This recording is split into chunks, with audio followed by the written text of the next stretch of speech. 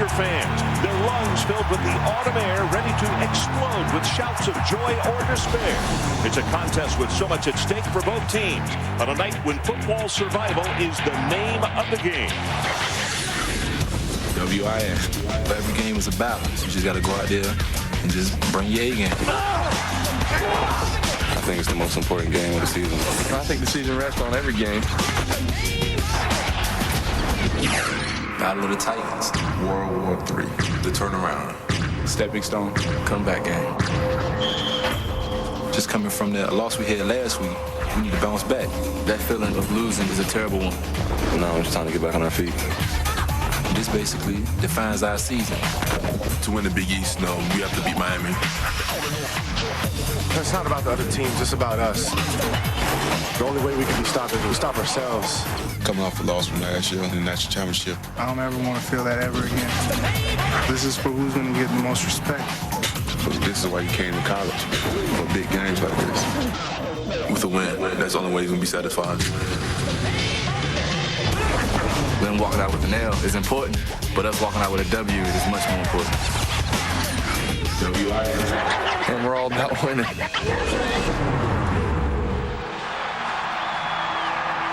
Blacksburg, Virginia. Folks, we go to noisy stadiums all around the country. I'm not sure we have ever been in a scene where fans are any more pumped than they are right here tonight. Waiting right now for the Hokies to take the field. They are jumping, they are screaming, and it's been this way for the last 30 minutes. Frank Beamer waits in the tunnel. This is the date that they have pinpointed on the calendar for a very, very long time.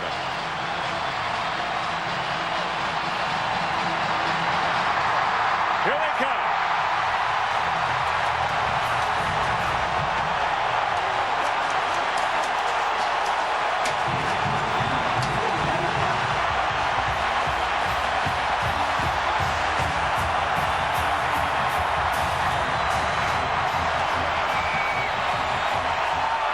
And here comes Miami out of the South Tunnel.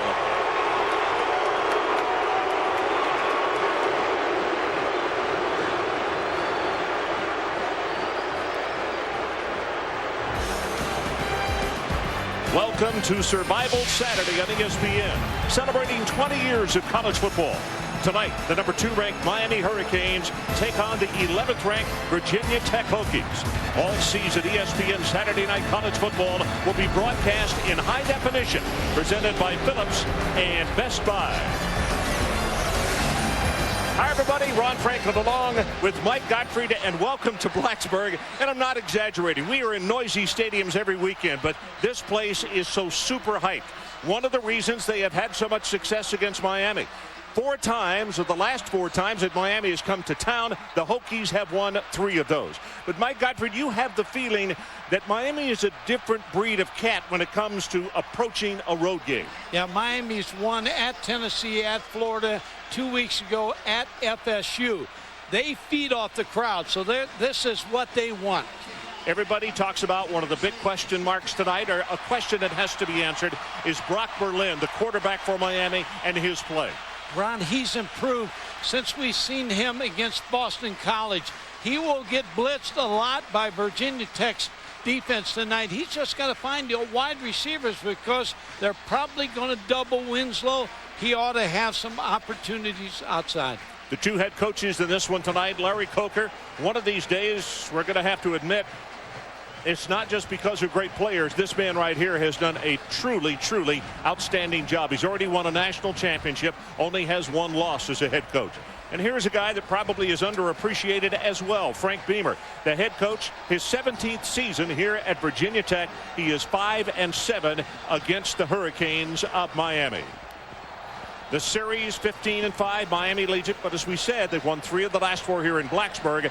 And last year, what a shootout. Both teams were surprised at this, 56-45.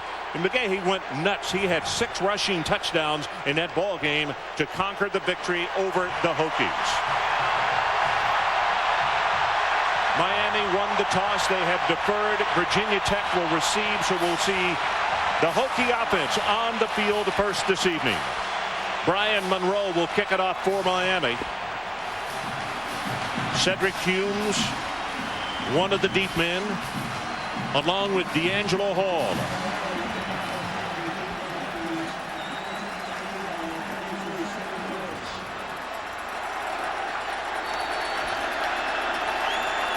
Emu now has moved back into a receiving position on the kickoff team. And we're underway. Driving kick, and this is going to be 3 yards deep, and Emu will return it. 10, 15, gets outside at the 20. Cuts back it into the middle, and he's tackled at around the 37-yard line. Brian Monroe, the kicker, is the man who made the stop. So let's take a look at the starters. And Mike, Brian Randall comes out first this evening. Talk about this young man and his progress. Ron, he's a good thrower, excellent runner, and he told us yesterday we need to make a statement early in this football game. He's got that chance. Miami is the team, as we all know, that has done a great job of jumping on opponents early, both on the road and also at home. Attired in their orange pants. They've used the same uniform against Florida State, only the second time since 1999. Big opening, Jones right at the middle. Has 5, has 10, 15, and he's up to the races. Finally tackled by Sean Taylor. It's a gain of 21 yards on the first play from scrimmage. Kevin Jones had 11 runs against West Virginia. Wanted to run the ball a little bit more. They start out with him getting the football. Sean Taylor with a good tackle in the secondary. Sean has been banged up. Happy to see him going tonight. 759 yards for Kevin Jones on the year. And you see his average over 5.5 yards per try. Give it to him again. Left side off the blocking of Martin and Montgomery. And he will have about 5 yards in the play. Now let's catch our breath and take a look at the starters. Jones and Easterlick in the backfield. Willis the tight end. Ernest Wilford, a big receiver, 6'4.5" at one of the outside spots, and Chris Shreve on the other side. Offensive line, Martin, Montgomery. Grove is the bell cow right there in the middle. Gibson and Dunn on the right side, a guard and tackle. Jake, a hard-nosed player, very physical guy. Randall from a shotgun. Miami very tight to the line of scrimmage. Only one safety drops off. Flags all over the place. First time that we have had a stoppage in play this evening. John Smith, the referee. Prior to the snap, get ball, false start, offense, 5-yard penalty, remains second down. Cedric Humes had been in the lineup. Eastlick comes in replacing him. And it'll be Eastlick who will line up at that fullback position.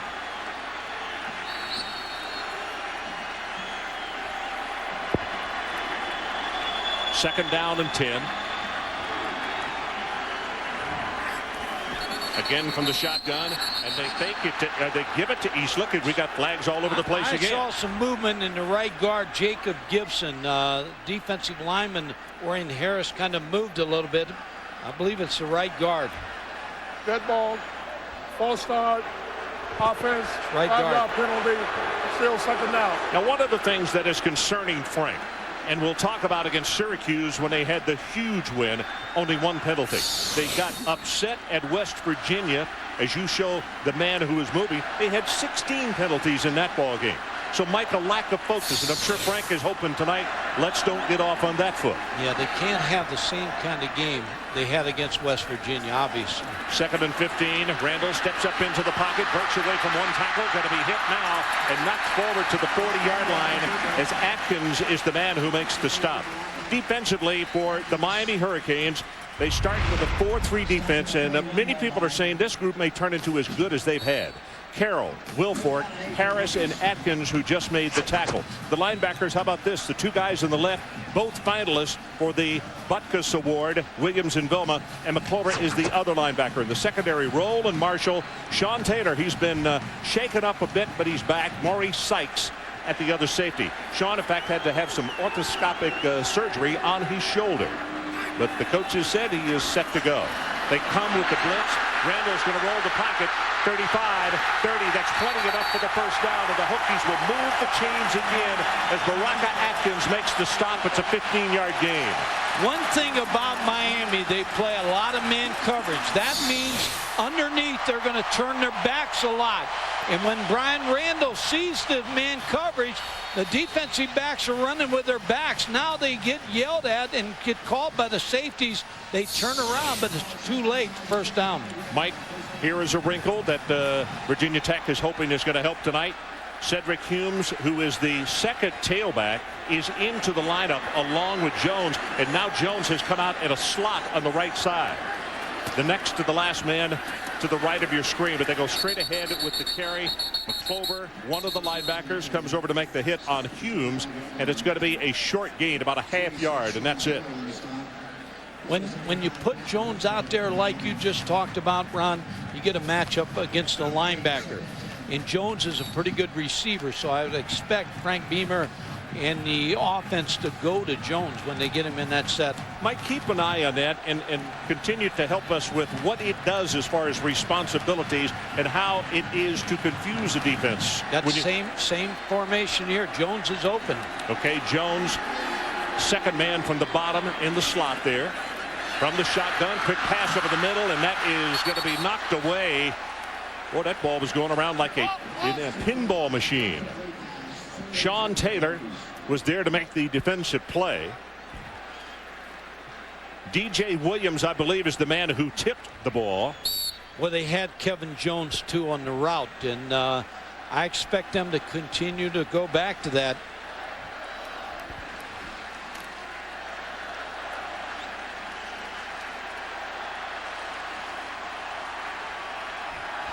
Third down, line to make the 16, about the 15.5-yard line, actually.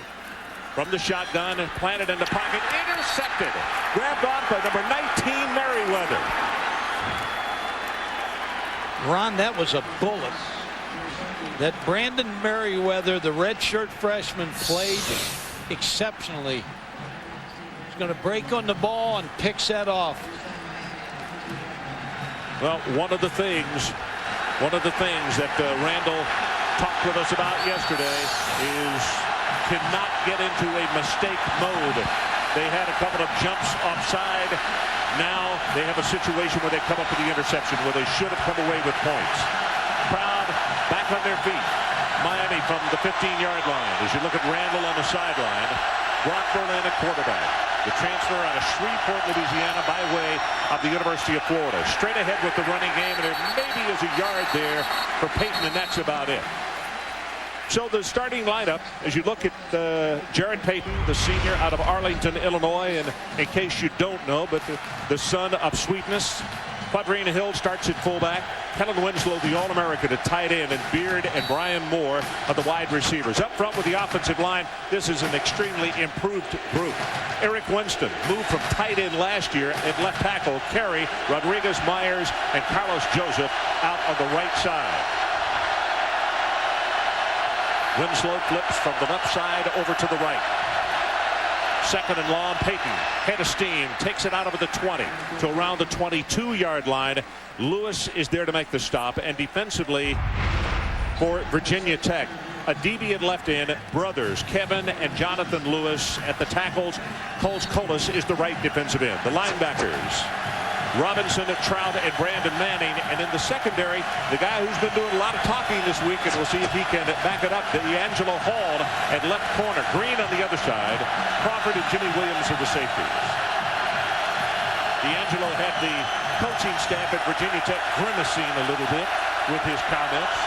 Third down, they need the 30. Brock Berlin throws the ball. It is caught, and then whoa, what a hit.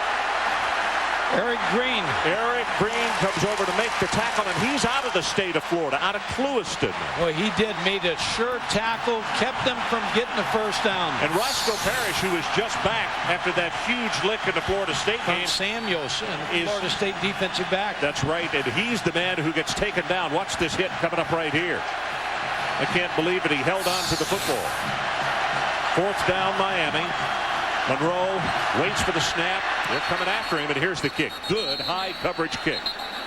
And it has been whistled down at the 34. I think Miami's moving again, so they're going to have to punt again. They tried to get the punt team on quickly as to get the punt off before Virginia Tech set the block up. Prior to the snap, full start, offense, 5-yard penalty, remains 4th down. What happens is that erases an outstanding punt. Larry Coker just pacing up and down on the sideline. Mike, we've been here a number of times, but since they have closed in the south end, the noise stays inside the stadium. It is really noisy. And now here comes another flag, and you have to wonder if Miami is not being affected by this noise. Dead ball, full start, offense, 5-yard. Crowd's doing their part. Yeah, and all that does is get them to yell a little bit more. Yep. Larry Coker had a great statement to us on the phone the other day, though. He said, we can't lose to the crowd in Blacksburg. If we're going to lose, we've got to lose to Virginia Tech. Well, when you come into this kind of venue, you got to match the home team's intensity early. This time the snap 2 yards deep. They come after him, and they almost got him. And there is a flag. They have roughed the kicker. D'Angelo Hall on the return. It's not going to matter. 45, he's going to be tackled at the 50, but this one is going to come back. Now, whether it's the 5-yard version or whether it is a personal foul, we'll get the signal. I think it's got to be a personal foul. I do too. Vincent Fuller made the contact.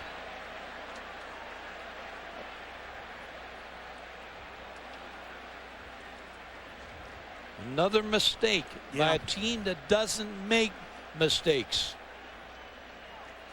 You know, in fact, the way this is going right now, we might need to start keeping account because we are still early on in the first quarter. There are 2 flags down, 1 downfield just behind where the officials are talking at the 42-yard line, and then the one that was thrown by the referee, who is back in the deep position with the punter back at the 4-yard line.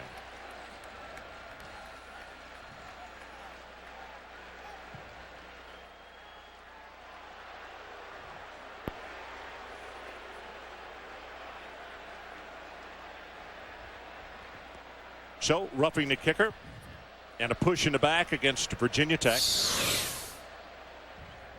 Here's Vincent Fuller hitting Brian Monroe, and they well, he did bump it, and it was an outstanding acting job. Thespians at the University of Miami would have been pleased with him. I don't think they're going to get the first down now.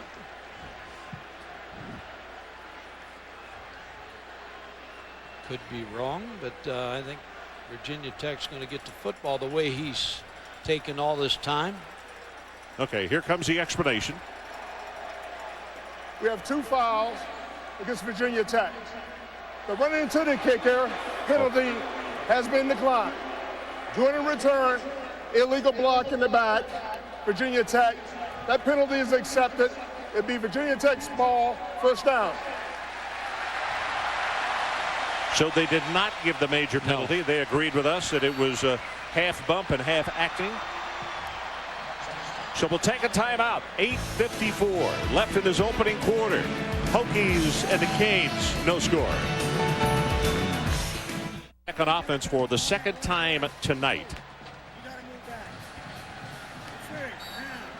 Now it's being whistled in as Wilford is going to come out wide to the right side. We mentioned a very large target, 6'4", 220 pounds, a senior out of Richmond, Virginia.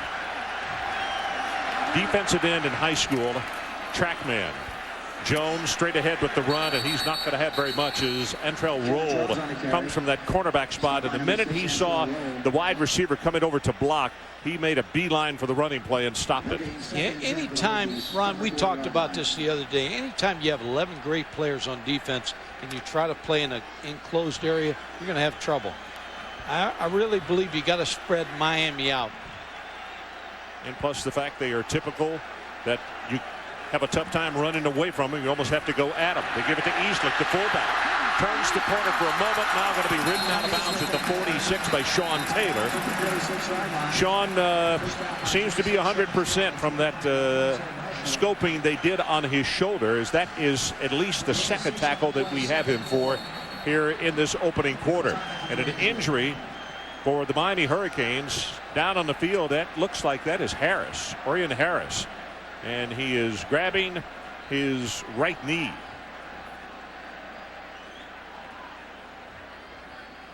Harris, a starter. Actually, he is what they call a swing tackle. They use him on both sides out of Newark, Delaware, a sophomore. They have about 8 to 10 guys that they rotate on this defensive front. And as they continue to check him over, we're going to take a break. 8:10 left, opening quarter, still no score. We'll be right back and we'll detail you on the injury. Company that knows you are more. And by Miller High Life. To live simply, proudly, boldly, manly. This is the High Life. Well, as you look at some of the fans in attendance here tonight, just before Virginia Tech was upset by West Virginia last week on the internet, they were scalping tickets for $825. The upset came, but even today, tickets were going for $350. That was the high water mark. Third down. They need to take it to midfield to keep this drive going. Randall, good protection. He throws that one low, and I'll tell you, he may have just thrown it away, Mike, because he saw breaking on the play, the safety cutting across was Sykes, and he would have had a shot at picking that one off, so he threw it low, I think intentionally. Ron, that formation is a better run formation for Virginia Tech right now because they got 6 in the box against their 6. Benny Burns comes on to punt. This is the first punt of the night. Now Roscoe Parrish back, as we said, physically he is better. You remember the night he had up in Boston College. Yeah, he turned the game around. See the average over 16 per return. Has a touchdown, and here's the kick. This is a great coverage kick. Going to turn over, runs away from it, goes out of bounds inside the 10-yard line. Official walking up, and he's going to say, well, actually, it's a bad spot. He says it's 10.5. It went out the 9.5. Reese Davis, let's go back to you. All right, Ron, out of the Coliseum, Washington State and USC. Last week, Matt Kegel turned it over 7 times, 5 picks, couple of fumbles, throws the dart to DeVar Darling, and the Cougs on top of the Trojans 7-3, but SC is on the move. Yeah. Well, survival Saturday. They're one upset, one near upset. And a couple of huge wins by teams that, well, folks didn't know it was going to happen that way or not. Crowd comes to life as Miami's going to scrimmage very deep in their own territory. Cobia and Jarrett Payton are the setbacks.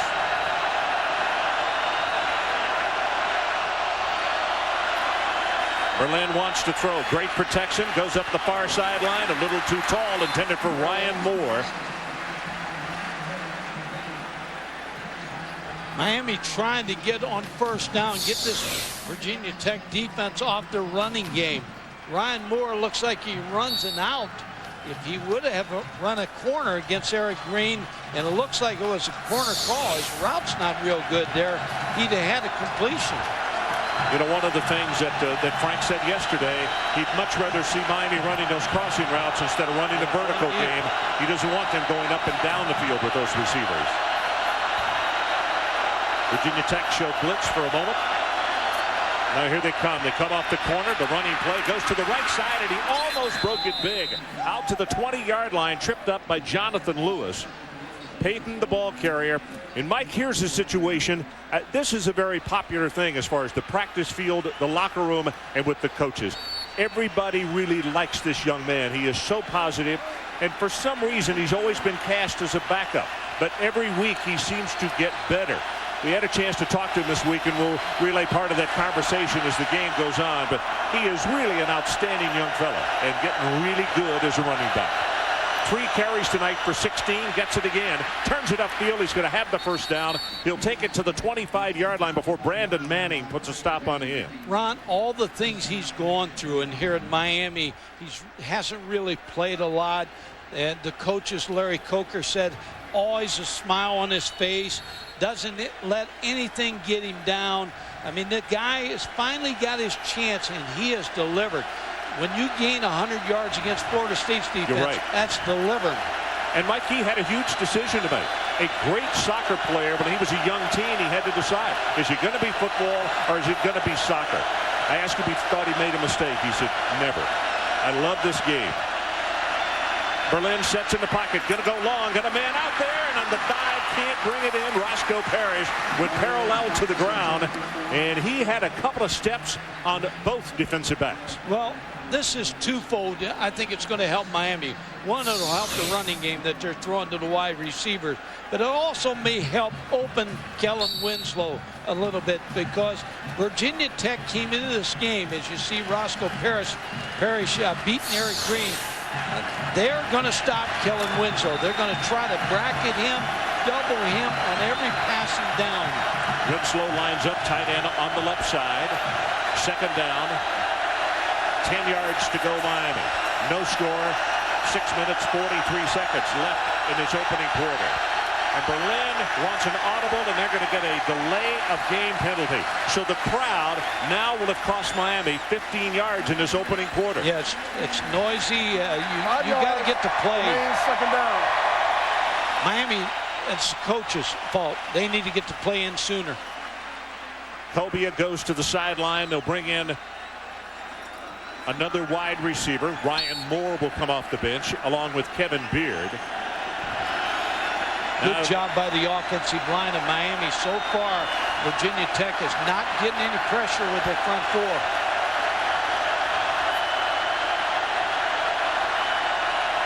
Winslow lines up on the right side this time. He has two wide receivers outside of him over there.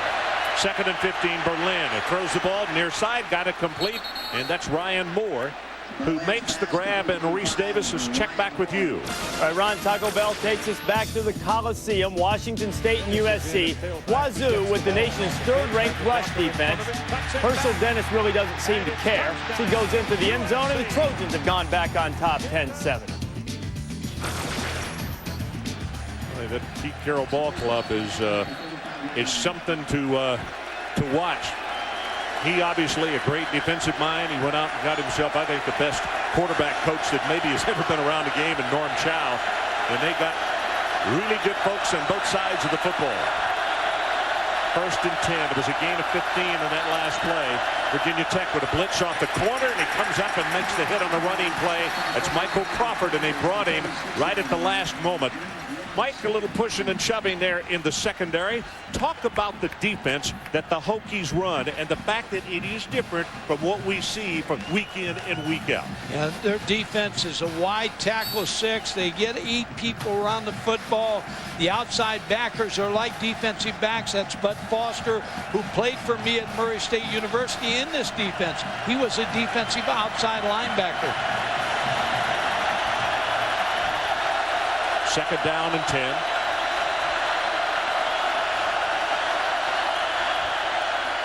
Fakes it to Payton. Now going to go long, far sideline. Got a man complete, and that's Moore inside the 35, down inside the 30, and Eric Green will finally make the stop. It's a gain of 43 yards on the pass play. Yeah, Ryan Moore again working on Eric Green. They're staying away from D'Angelo Hall so far. Ryan Moore, who came into this game with 24 pass receptions, gets caught in that too-deep zone where the corner didn't get a hit on him, and the safety couldn't get over in time. So the biggest gainer of the night. Miami sets up shop, 1st and 10 at the 25-yard line of Virginia Tech. They give it to Payton. Left side has 5 yards, 6 and 7. Nice job by the offensive line. Jordan Trott will make the tackle, but Winston, Carey, Rodriguez, all with a really nice job of blowing them off the ball up front. Winston, a great story. He's been a fullback and a tight end. Now they move him to tackle. Yeah, Ronnie, he's the best tackle they may have ever had there. Hurricanes score, and it's bad news for Virginia Tech. If they score first, they kind of get control of the game. 2 tight ends. One wide receiver, that's Parrish, to the bottom of your screen, and an eye set. Kobe, the fullback, the lead block. Payton hit behind the line of scrimmage. Going to be knocked down at the 21 by Burchett. Nice job defensively as Bud Foster's group steps up, and they know that it's tell time right now. Yeah, Burchett is going to come in there and make this play, but Miami decided to go with 2 tight ends. That brought a lot of folks from Virginia Tech around that football. Vincent Fuller comes into the ball game as the extra defensive back, Virginia Tech. Right here in the pass, this is where Kellen Winslow is dangerous right here. 10th play of the drive coming up. 3rd down, they need to take it to the 15-yard line. Here comes pressure. Berlin steps up. Everybody's covered. He's going to be sacked. Knocked out at the 24 by Kevin Lewis. Also, Coles Cullis coming with a big pressure from his left defensive end spot. One thing when you're a quarterback, if you start moving toward that line of scrimmage and you get out of that pocket, you're going to get tagged. And Brock Berlin was indecisive right here. Starts to move, throw the ball. So a field goal attempt, and this is going to be from 39 yards. John Petty, freshman out of Clearwater, gets a good pass, and the ball is blocked. Loose at the 34, picked up by Virginia Tech. How many times does Frank Beamer change a ball game with his special teams as Eric Green got the block? Penalty flag down, I believe. Eric Green came up inside and blocked that kick.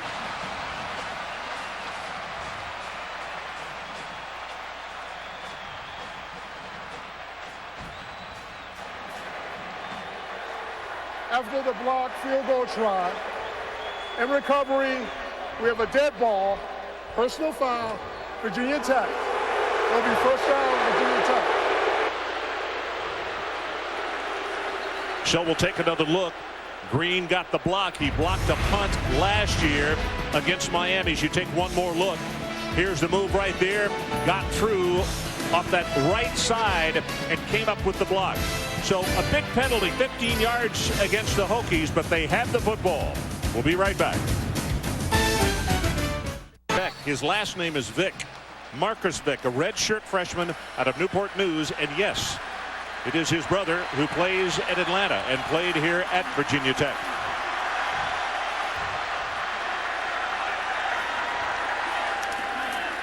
From the 22, they fake the reverse straight ahead with the handoff. Jones takes it out over the 25 to around the 28 before Sean Taylor, who has been all over the place defensively tonight for the Hurricanes, is there to make the stop. Now, Mike, talk about how big this is. The offensive line for Virginia Tech, they have not had to play very much with second down and short. They have had 5+ yards on virtually every first down running play. Yeah, Ron, they've done a good job. Marcus Vick is coming into this football game.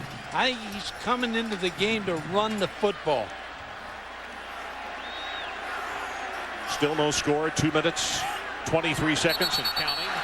And we had a movement. Keith Willis rocking back and forth, and that is 3 penalties against the Hokies already. 5-yard penalty. Yeah, Ron, going back to Brian Randall being off to the sideline.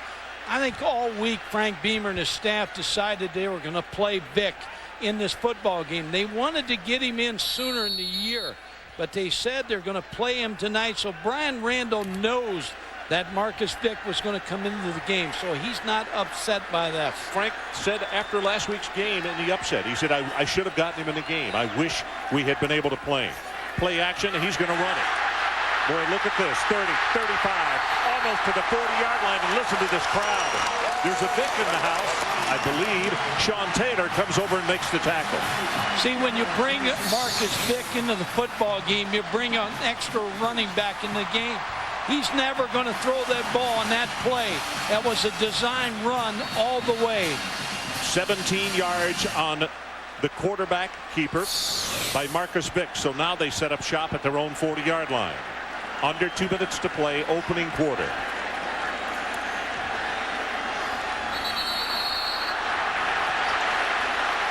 Well, I tell you, the thing that's prior to the snap, false start, offense, 5-yard penalty, still first down. Now Virginia Tech starting to think about last week. They had 16 penalties. 6 already tonight. Against West Virginia. Yep, we got 1:45 to play in the opening quarter, and they have 6 penalties in this ballgame. Now, granted, with a new quarterback and a different cadence, that can cause a little bit of a shakeup, but still, that is way too many mistakes. Now, I don't think he even called the signal. I think the tackle just moved. Done. 1st and 15.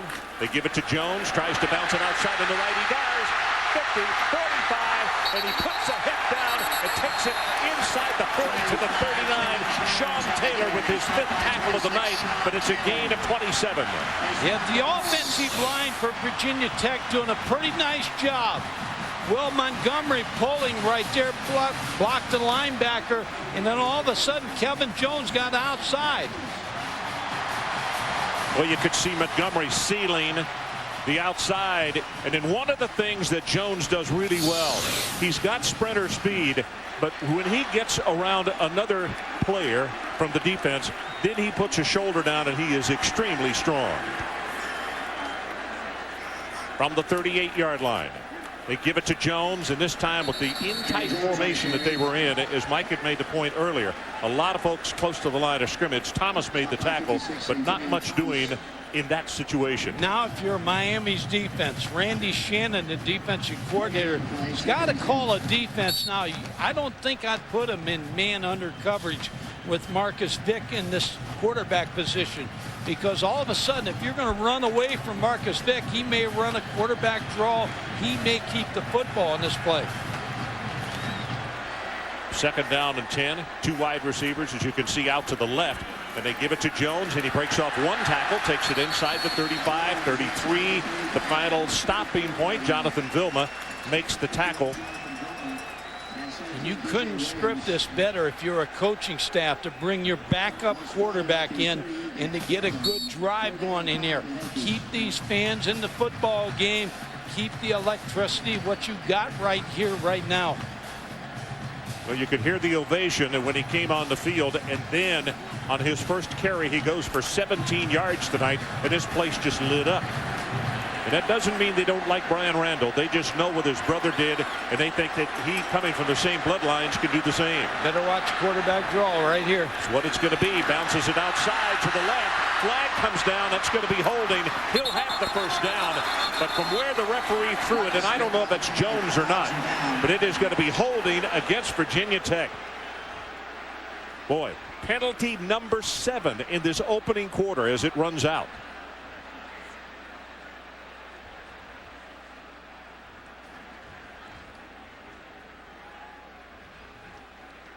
I think the call is going to be on Jimmy Brown. Jimmy Martin. Jimmy Martin, yeah. Left tackle, number 52. Doing the run, holding, offense, 10 yards assessment, spotted the foul. The period ended. It will be extended with an untimed down. Jimmy Martin, the left tackle, is going to reach out here in a headlock on Vince Wilfork. He's a tough guy to stop, block. Hard to get a headlock on him, because I'm not saying he's just a big head, but he's just a big guy.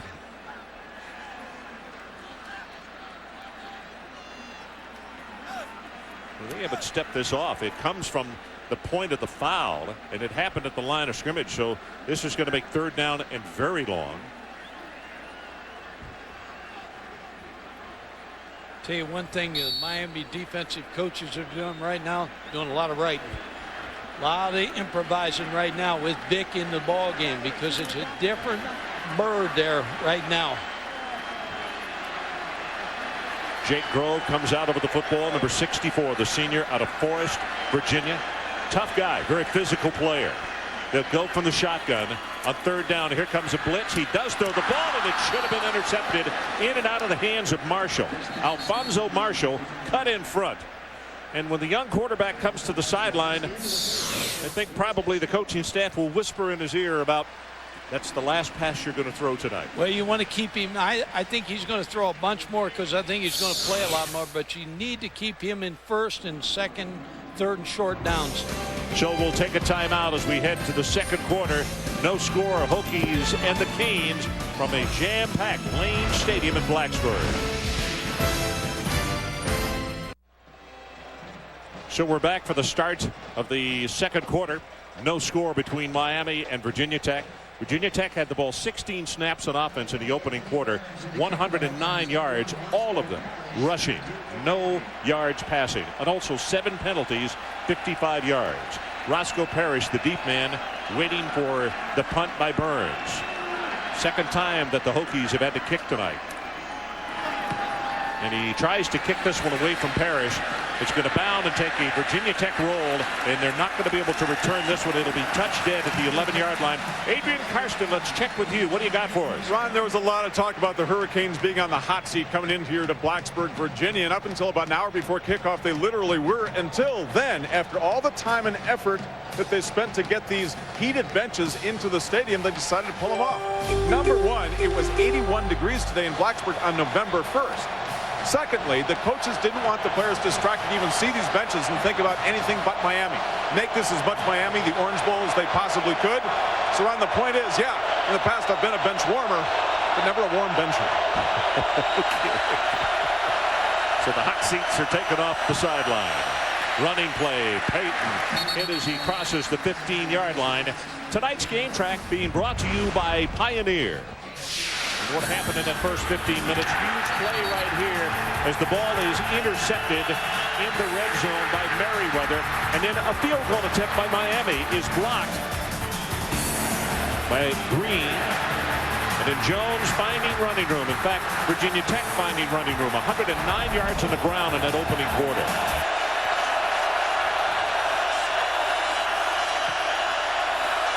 Second down and 7. Payton again puts a head down, going to fight his way to around the 18-yard line. Adibi is there to make the tackle, and it's going to be third down. They need to take it out to the 22-yard line to keep this drive going. When we talked to Bud Foster, the defensive coordinator of Virginia Tech, he said last year Miami hurt us with a lot of big plays. So far tonight, Virginia Tech has contained the big play. What a crowd really trying to help out with a lot of noise. They'll go from the shotgun. You can see the yellow line. That's where they need to go to hold on to the football. Good protection from the offensive front. Ball is zipped away, and Parrish, did he hold on? Yes, he's going to have the reception at the 28-yard line, being contested by D'Angelo Hall, but he took it away from him, and it's a gain of 10. Rodney, we talked about Brock Berlin being the key in this football game. 9 touchdown passes this year, 10 interceptions. But everybody you talk to, if you talk to Frank Beamer, talk to Larry Coker, they say he's getting better every week at managing the offense.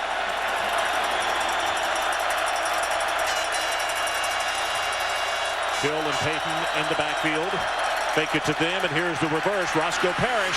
Parrish at the 30, and if the ball is loose, take it away. D'Angelo Hall, and he will score.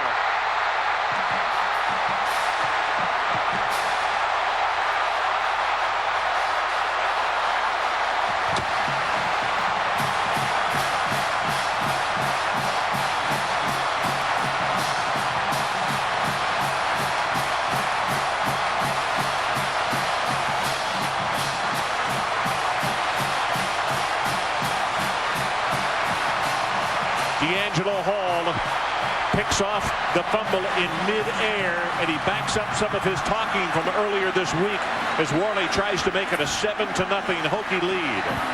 Good pass, kicked right down the middle. Mike, let's take another look at it.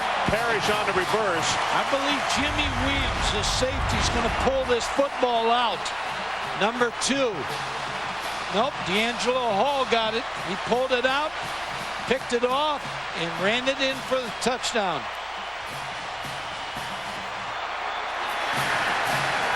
So this capacity house is up and going a little bit crazy right now. 7-0 Virginia Tech. So D'Angelo Hall on the sideline has really gotten this crowd on its ear, Mike. And talk about this play. Great play. Roscoe Parrish, remember, he was hurt since the Florida State game, so he looked like he didn't put the ball away. D'Angelo Hall, who's talked a good game all week, played a good game, played a good play on that one. So the Hokies are on top 7-0 at the 12:55 mark, and here comes the kick. This is very returnable. This is going to be from the 6-yard line. And whoa, what a lick at the 21-yard line. And the Hokies, they're always good on special teams, but I'll tell you, they are totally pumped right now. Special guest with us here tonight, Coach Jim Donnan is working with ESPN.com. Welcome to the booth. Glad to be here. People are going to be able to talk to you online tonight, but tell us here in the booth right now what you've seen so far and your impressions of this one, Jim. How about Marcus Vick just gets the whole stadium standing up when he comes in the game. Mike had told me that he might play some tonight, and what a terrific job he did coming in and running the club. But penalties are a real problem tonight. Both teams a little too nervous.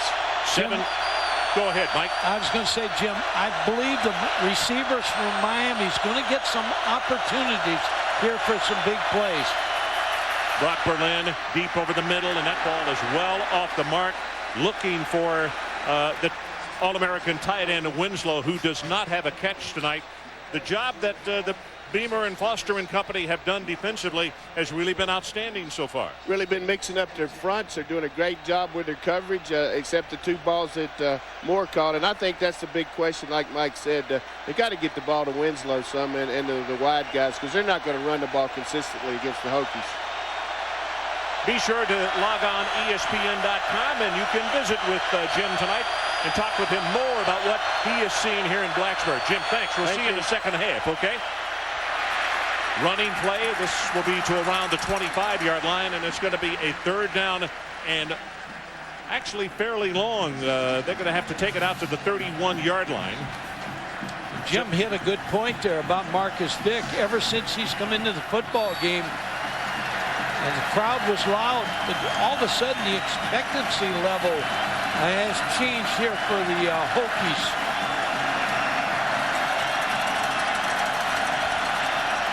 This crowd has been noisy since 30 minutes before the kickoff.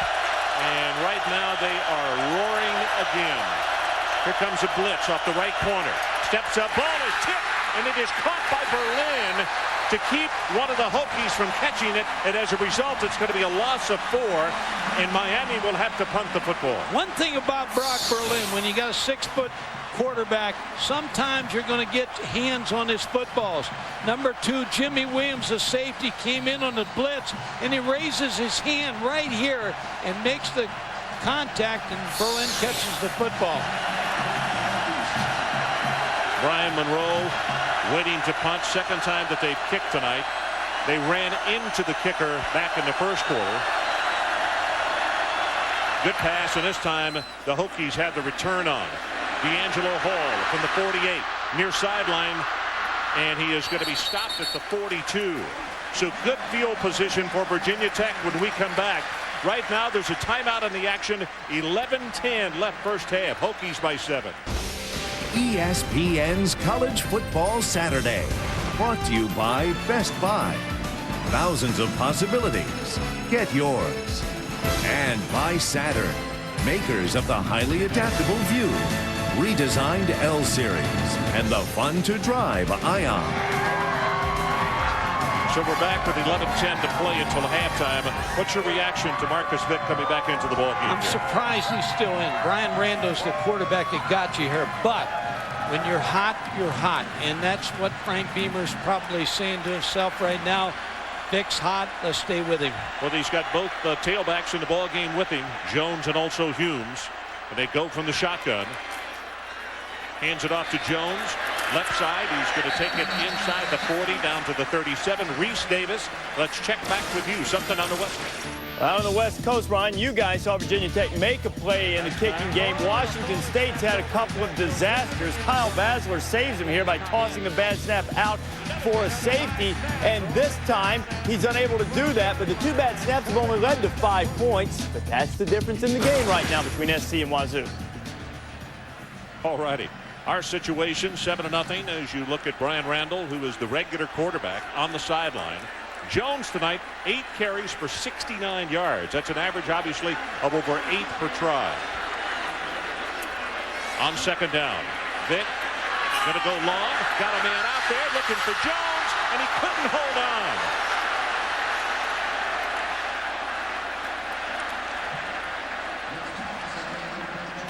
McClover's the man who had to cover, but he was not close enough, I don't believe.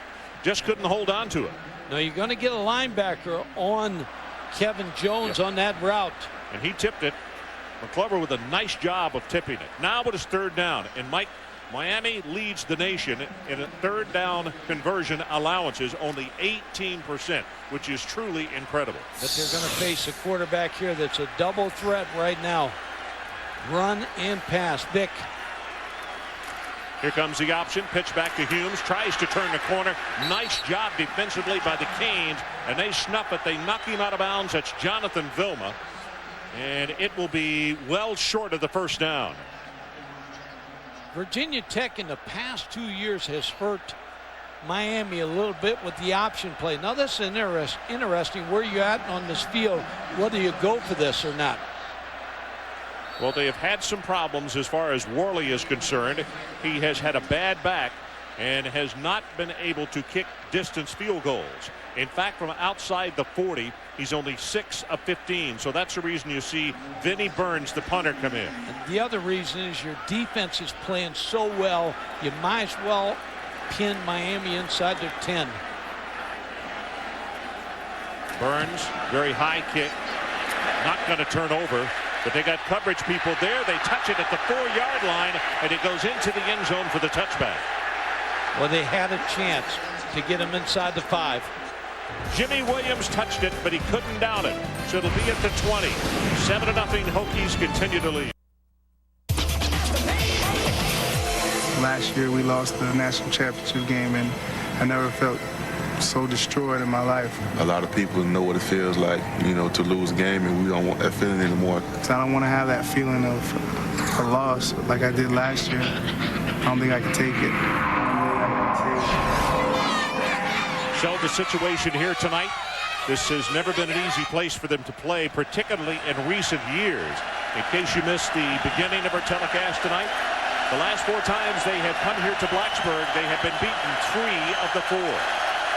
First down Miami. They scrimmage from their own 20.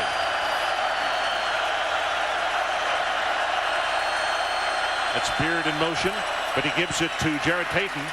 Takes it to the left side and is swarmed by the Hokie defenders. About 3 yards into play. Vegas Robinson is there to make the tackle.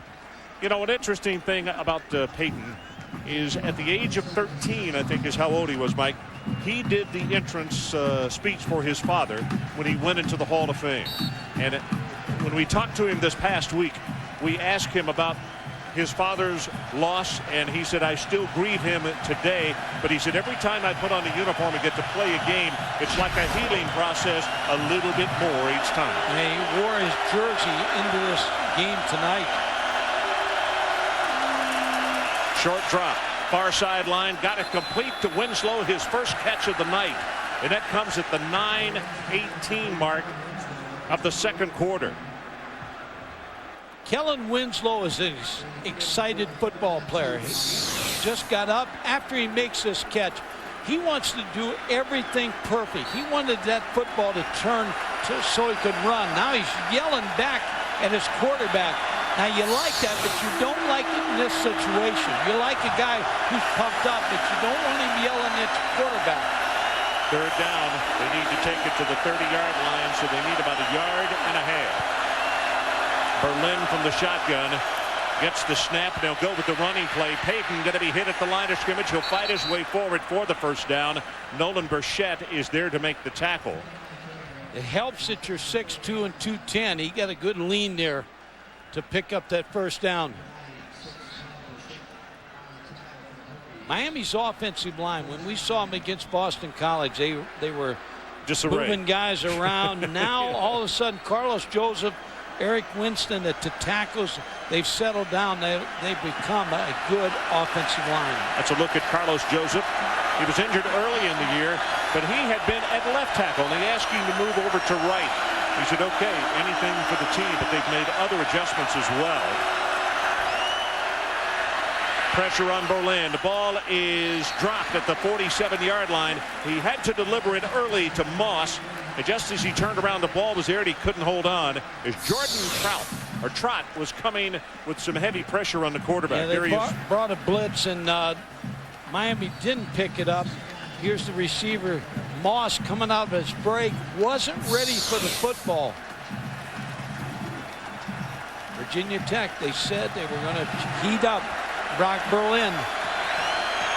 Bud Foster, the defensive coordinator, nervously pacing on the sideline and then down to one knee with the 2nd and 10. The cluster was to the left this time, but they throw back to the other side, and it got him in out there open at the 40. Payton's over the 45, and he's still fighting almost to the midfield stripe. Tackled finally by Brandon Manning, but it's a gain of 20 yards by Payton. 15 catches by Jared Payton. Good hands out of the backfield. Brock Berlin does a great job of looking downfield and dumping the ball off to Payton. Then he picks up good yardage.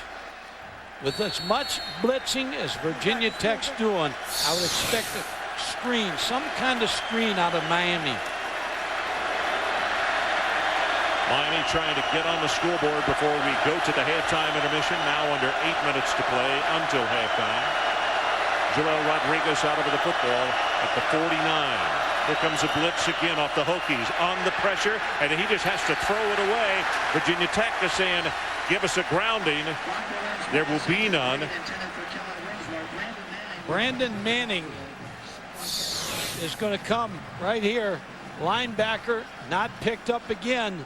That's why I say, Ron, with all the blitzings coming right now from Virginia Tech, they're set for a screen. I don't understand why that wasn't grounding, because there was no one close, and he was not outside the tackle box or the 5-yard barrier on each side. So maybe they get a break. It is 2nd down and 10. If you just joined us, a fumble return by D'Angelo Hall for the Hokies, and that's how we stand at 7-0. Here's Payton. Tries to break off a tackle. Had an open sideline to run down, but he's tackled by D'Angelo Hall, who has the lone touchdown in this ball game this evening. It's going to be a gain of about 6.5 on the play. You talked about D'Angelo Hall in the article in the paper the other day. He makes a great tackle here on Payton. He said Miami's not as potent. They're not high on the pedestal anymore. They don't have the offensive weapons. He said it's like Kobe and Shaq being on a basketball team. They're gone. They're not there anymore. Well, we'll see. 8th play of the drive. I just know this. Frank Beamer would have been a lot happier, and Bud Foster too, if he hadn't said anything. From the shotgun, Berlin throws to the near sideline, has it complete, and that's Ryan Moore who's going to have the first down, plus about 9 more yards to the 32. You talked about that, Ron. Frank Beamer not being happy, and Bud Foster and D'Angelo Hall. When we talked to him, he said, an assistant AD told him, he said, I'm not sure about your article, and he said, I looked at the article. He said, I thought it was okay. You know, as a player here, he's grabbing for the ball again. Well, if the outcome is like he wants it to be, or like he thinks, then that article will be okay. Moore, 3 catches for 67 yards. Kevin Beard in motion to the top of your screen. They give it to Payton. Cuts it back to the open side. 25, stiff arm, and he's down to the 21. And with the stiff arm and the second effort, he will have the first down. Reese Davis, let's check back with you. Stiff arm reminiscent of another Payton we've seen, Ron. Number 1 certainly didn't have as much trouble as number 2. He's having Bob Stoops reaching into the bag of tricks against Oklahoma State. Mark Bradley to Mark Clayton. And the woodshed was open for business in Norman. 52-9. The number 1 team in the land survived on Survival Saturday. Our situation, 7-0. Virginia Tech on top, and they're going to have to bring the chains from all the way across the field to measure this.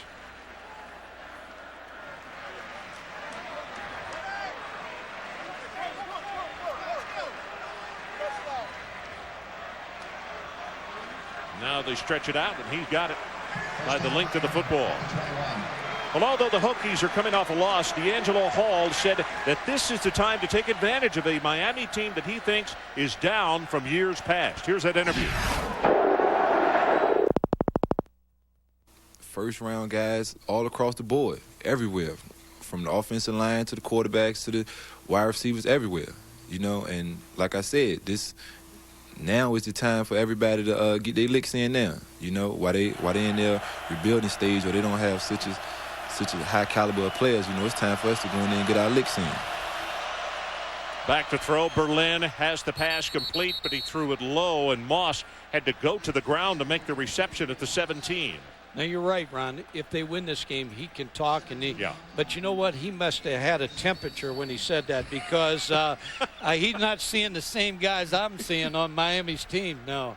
Kellen Winslow's a first-rounder. And when you look at around the board, Will Fort's a first-rounder. Sean Taylor's a first-rounder. These wide receivers are pretty good players. Second down. The ball at the 17. Jason Geathers, the sophomore out of Delray Beach, Florida, is operating at tailback. They try to set up a screen. Now the pressure, and they get it out to Geathers. Down the sideline, 15 at the 10, and here comes the flag in. And this could be holding against the Hurricanes. Brandon Manning is going to make the tackle. But one of those wide receivers out there on that side, Winslow was talking to the official. He might be the guilty party. There's the call. I felt they would throw a screen with all the blitzing, but I just saw the player blitzing from Virginia Tech, and he read the blitz. They did a good job of defending this. Might have been on Vernon Carey, number 60.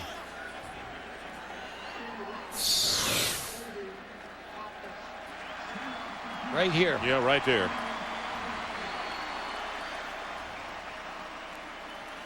Rodriguez was out there with him, but I think Carey is the man. Carey had been playing at tackle, and they asked him to move inside.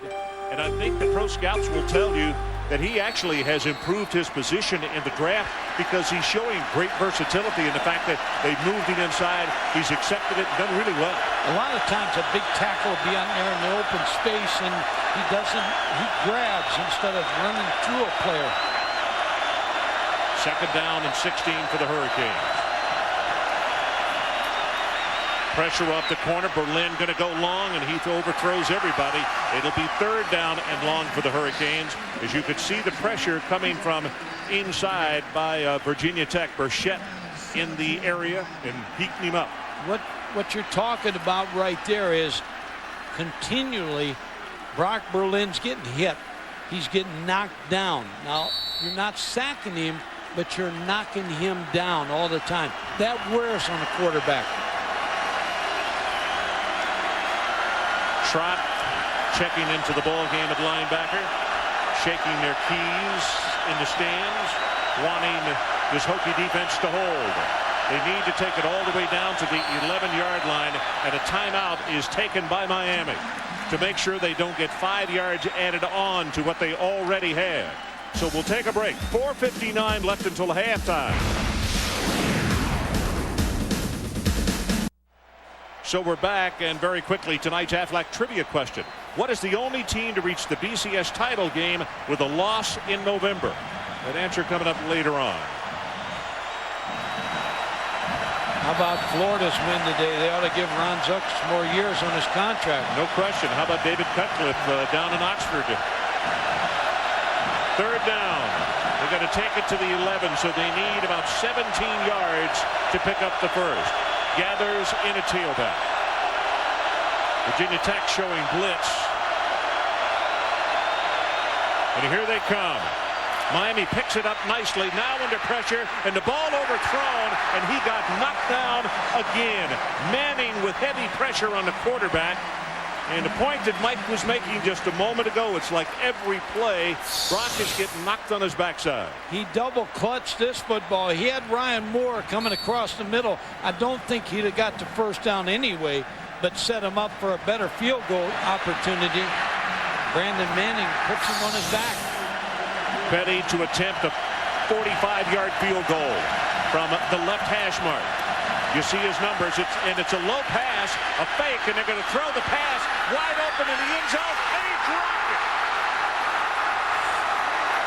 Kevin Everett, the tight end, on the fake, And Larry can't believe it. He yanked his hat off as Carter is the man who threw the ball on the fake. Good job. They made it look like a low pass. He looked like the first guy out to practice, and he drops the football. Boy, sometimes you can be too far open. Number 84, Kevin Everett, he's standing back here with the fans, and boy, I'll tell you what, that's one you want to forget right away. Well, Virginia Tech just got fooled by that, and the coaches are right over there to tell him, hey, you made a mistake, you'll pick it back up. We might need to put an asterisk by that play before the night is over.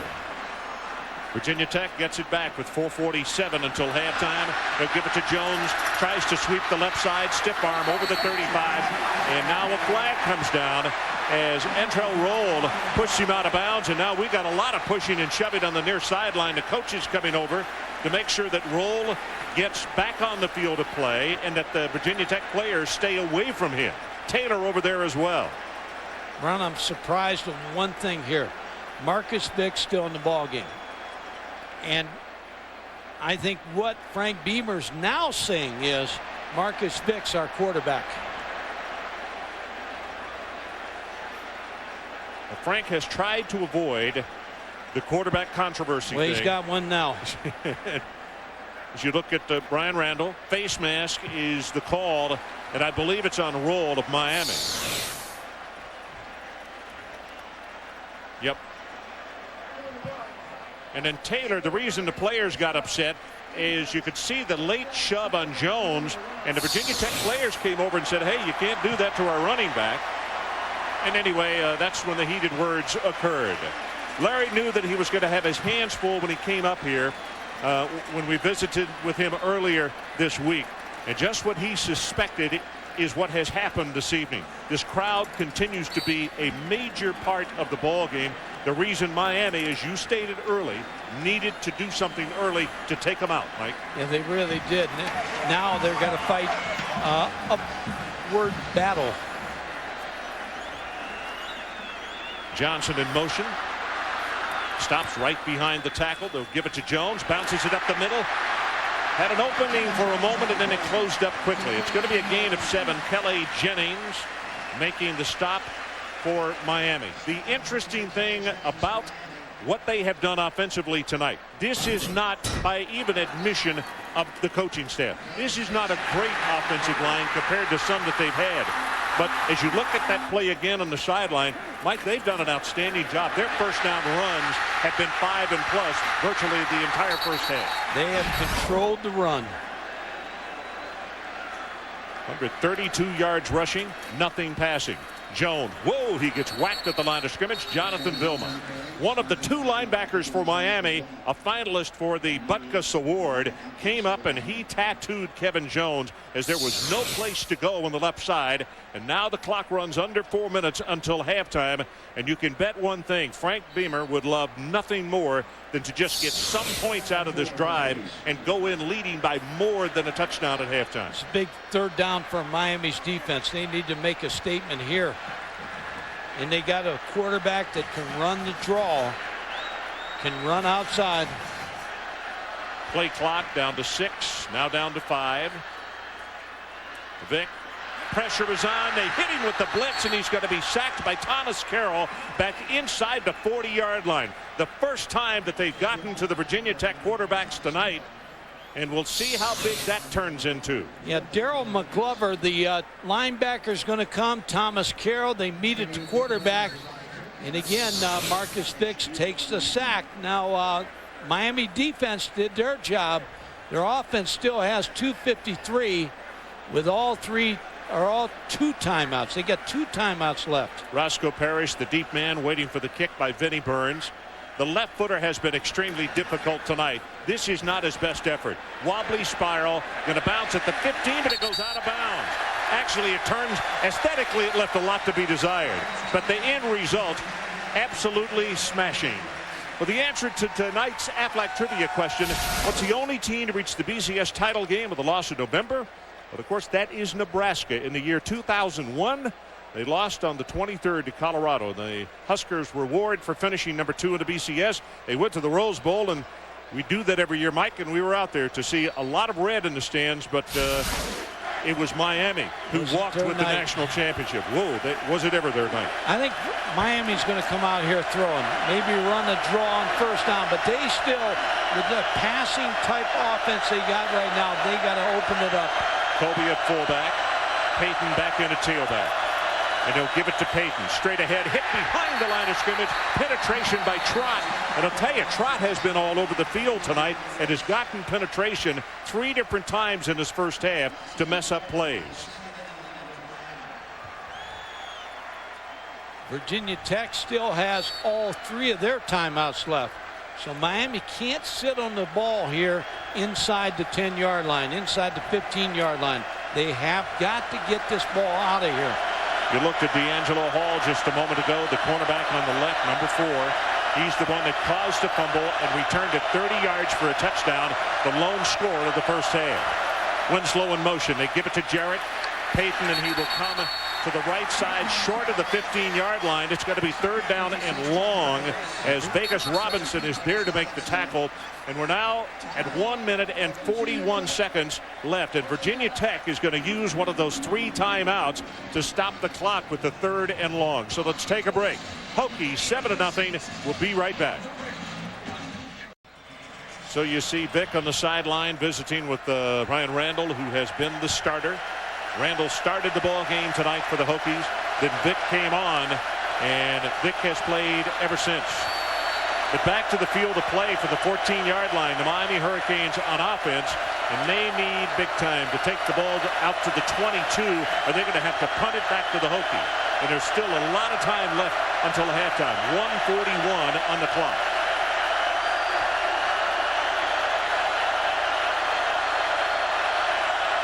Brock Berlin from a shotgun. No blitz this time, but the pressure is on, and they suck him inside the 5-yard line, and it's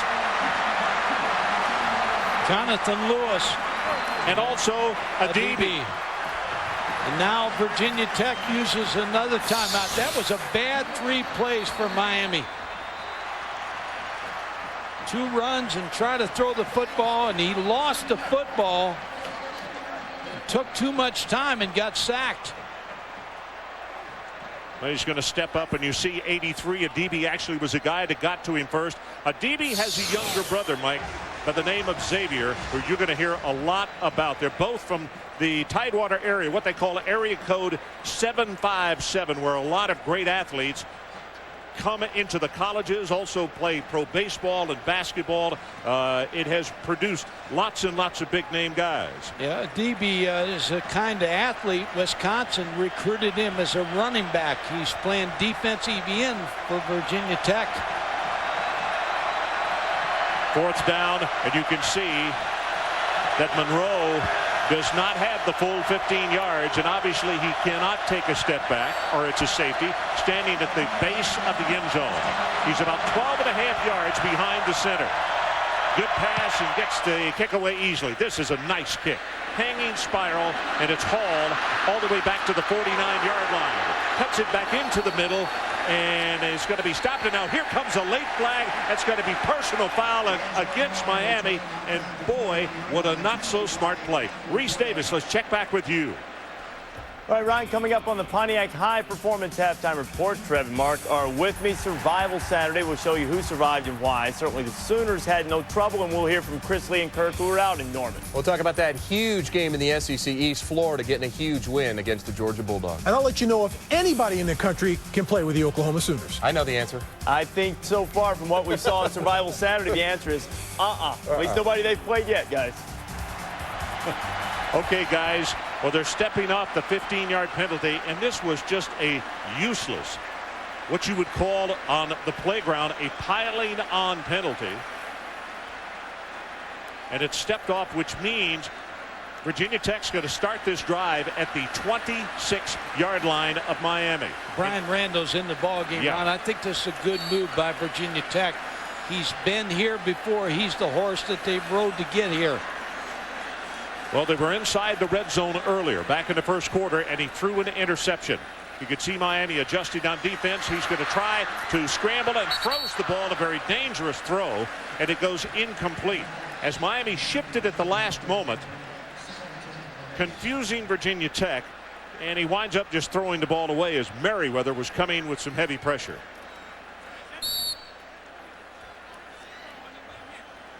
Marcus Vick walking on the sideline and watching what's going on offensively out there. He has played the lion's share of this first half. A redshirt freshman, and of course that family out of Newport News, Virginia. Randall getting his opportunity again. And here comes a blitz right up the middle. They pick it up. Now he's going to try to run outside on the right. Pumps it at the 25 and picks up 2 more yards to the 20-yard line. Santonio Thomas finally forced him out of bounds. Yeah, Maurice Sykes also in the play. Brian Randall made a smart move. Nothing downfield to throw the football, so he picked up valuable yards on the scramble. Well, Mike, the pump that he made actually got him 3 more yards as he was able to juke the defensive player. For Virginia Tech, 57 seconds showing on the clock until halftime. It is 3rd down, and they need to take it to the 16, so it's about 4.5 yards for the first.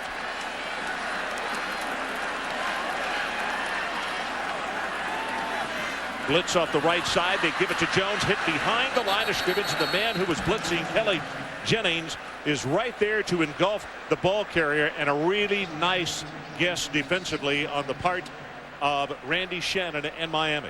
Good job by Virginia Tech. Oh, they've still set themselves up for points right here as the clock moves under 35 seconds.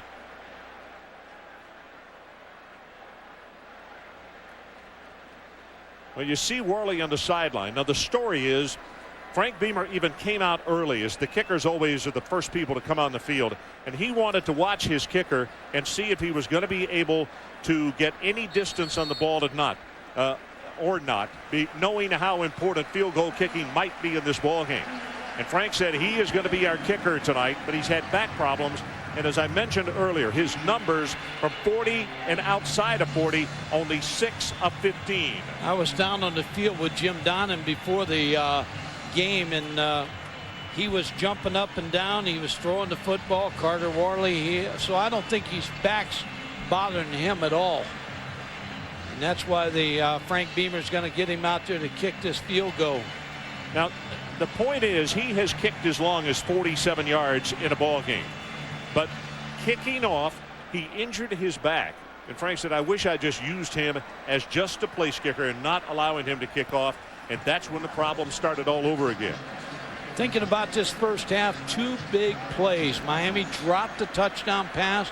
D'Angelo Hall picked Roscoe Parrish's back pocket. Here comes the field goal attempt, 39 yards. And it will be Carter Worley, the senior out of Richmond, and also Fort Union. Good pass, plenty of distance on this one. He's good. And you can see how pumped up he is. He knows that the back injury has caused problems, and he didn't want this coaching staff to have doubts in his abilities. As you look at it one more time, he's not feeling that back at all.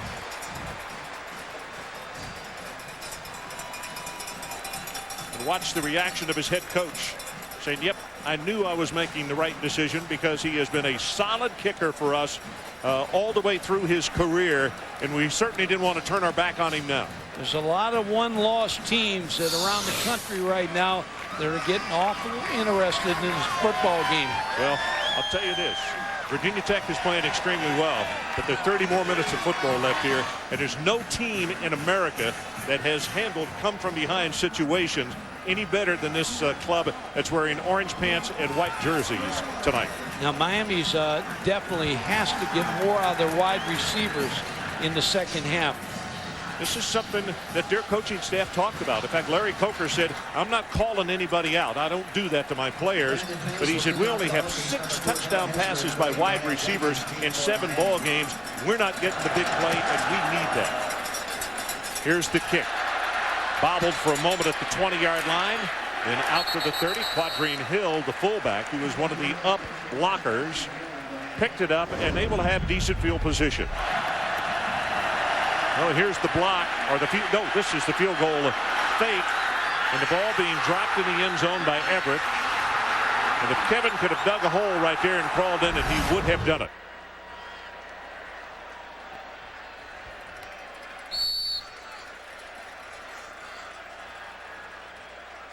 Look at that, 1997 against Florida State. They lost that game 47-0.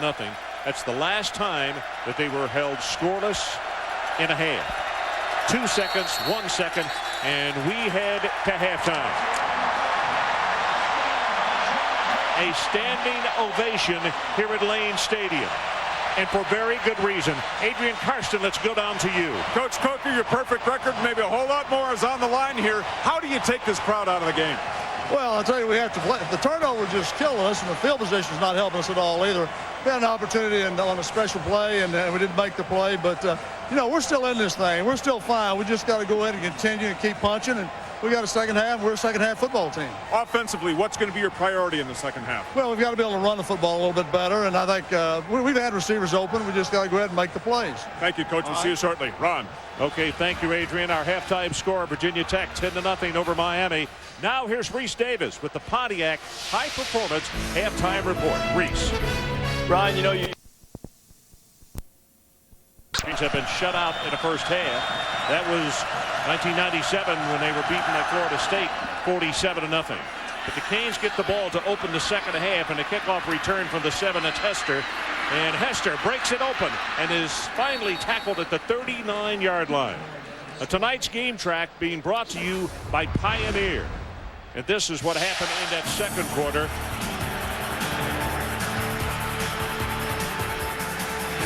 The ball taken away.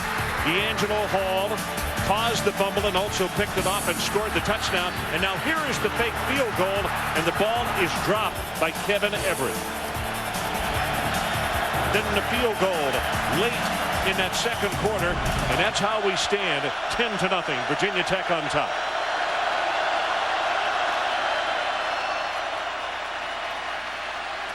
Payton with a running play to the right side, going to have about 4 to 5 yards. Eric Green is there defensively to make the stop on him, and he's a little slow in getting up. Yeah, the stats, Miami has done a good job on defense. When you see this, 1 for 7 on third down for Virginia Tech, no passing yardage. Now they've given up a few runs right here, but basically they played great defense in the first half. Mike, number 30, a young man that I think you're going to hear this name, Tyrone Moss, a lot in the next 3 years down at Miami. A true freshman out of Pompano Beach has come in at tailback. Very strong runner. They fake it to him. Now Berlin under pressure, going to be sacked. The ball is loose, and it's recovered by Miami at the 38-yard line. Jonathan Lewis is the man who knocked it loose. And I'll tell you what, Kevin Lewis and his brother Jonathan Lewis have done a mighty good job tonight from those defensive tackle position. Yeah, they're beating the offensive tackles and the offensive guards of Miami on the play-action pass. Jonathan Lewis with a pretty good job there, quickly getting back to Brock Berlin. He's got 5 tackles on the night, Mike. Now Jason Geathers comes in at tailback for Miami. He's got good hands. He's a receiver out of the backfield. Played the wide receiver position. Berlin from the shotgun. Pressure again. They get it out in the flat. Geathers turns it up 45, and he may have the first down. In fact, he does. He'll spot him down at the 50-yard line. Cullis on the tackle, but it's a gain of 12. Jason Geathers was playing wide receiver 2 weeks ago. With all the injuries at tailback, he moved back to the tailback position. This is a big play because they had third and a long yards. He made the reception, but also made a good move to pick up the first down. Big play right there. Remember last year, Mike, they moved him back and forth between wide receiver and tailback. Very versatile player, but I'm sure he'd like to have one spot and stay there. Berlin back to throw, has it complete to Parrish, and Parrish, oh, good heavens, what a hit at the 44-yard line. That's D'Angelo Hall who put the lumber to him. And Roscoe Parrish is going to say, what truck hit me? Stanford Samuels hit him at Florida State, knocked him out of the ball game. D'Angelo Hall levels him right here. Now, Roscoe's 5'9", 170, stretched out. Well, he was stretched out in that play, I can promise you. 6 tackles, 5 solo, and a fumble recovery for a touchdown tonight. Pretty good evening for D'Angelo. Tyrone Moss again lines up at tailback. 2nd down and short, and they'll give it to him right up the middle. Breaks off 1 tackle, and he'll take it for a gain to the 43 before Trott makes the tackle for Virginia Tech. Yeah, Tyrone Moss, his teammates call him Thunder Thighs. They say he's just really strong in the lower body. Played at Pompano Beach Ely High School, gained 200 yards in the state championship game. I'll tell you what he had, Mike. In the playoff games total, he was over 1,000 yards last year, and his team won the state championship. 3rd down, they need to take it to the 40-yard line. 5 seconds on the play clock. They give it to Moss again. Hit at the line of scrimmage. He's not going to get out of this mess. He is being shot back, and it's Jimmy Williams, the first man who made penetration. And it's going to be kicking time for the Miami Hurricanes as that offensive line looks a little frustrated as they leave the field this time. Well, it's hard to block 11 because Jimmy Williams is a safety that came up late on the play and makes the tackle. There's nobody to account for him. I think this is a wise move here by Miami, trying to pin Virginia Tech inside their 10. Monroe, also a left footer off the side of his foot. This is a horrible kick. It came out of bounds around the 35-yard line. They're continuing to move, and they say it is out of bounds at the 33. Bad punt. Off the side of his foot. Boy, he almost missed that thing, Mike. That hurts. Sometimes when you're trying to put touch on a kick or overly compensate to send it to the sideline, that's what happens. Marcus Vick will come back in at quarterback, and this time he'll go under center. Play action. He's going to run it. Tucks it and is out of the 40. Gets by a tackle and is finally going to be stopped at the 46-yard line by Sean Taylor. Adrian Karsten, what do you have for us? Moments ago, Frank Beamer coming out of the locker room right in front of me still will not name Marcus Vick as his sole starting quarterback. He said obviously he starts the second half, and that play is exactly why. He's a better runner than Brian Randall is. Randall is a better situational passer. Will you get them both in the game at the same time? Very good possibility that way. Miami has to respect both players. We can even use Vick as a decoy. Adrian, I'll say it. He's a starter.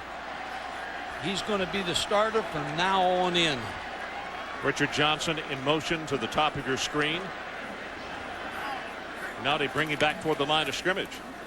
But they go with the running play to Jones. Gets outside. 50, 45, and down the sideline. Finally shut down at the 41.5-yard line by Jonathan Tillman. Ron, going back to Marcus Vick, the reason I say he's now the starter in the biggest game you have all year, and you come out in the third quarter and he's your starter. He's the horse you're going to ride. Kevin Jones with a great effort there. 18 yards on the carry, and that's what we were talking about. That when you finally hem Jones up, he is a very strong guy, and the stiff arm got him even more yards. At 100 yards on 13 carries, and the average 7.7 per try. They'll give it to him again. Little stutter step, takes it right up the middle inside the 35. Jonathan Vilma again makes the tackle. Well, when you're the middle linebacker in Miami, you don't get blocked much because you have that solid front four. Jonathan Vilma beats the block of Jake Grove right there. Really kind of faked him out and made the play. 5 tackles for Jonathan Vilma so far tonight.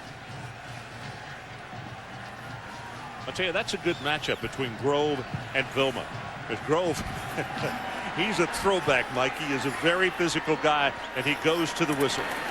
Here they come with the option, and he pitches the ball badly. It is going to be recovered by Miami at the 47-yard line, and recovering it is Thomas Carroll. Sometimes when you have a quarterback that hasn't played that much, he'll make mistakes for you. Darryl McGlover makes him force And it forces the fumble because Marcus Vick, when he came down on the option, he was not ready for McGlover. So let's take a timeout. 9:35 left in the third quarter. Hokies 10-0, but they blow another golden opportunity. So we're back as you look at Randall and Vick on the sideline.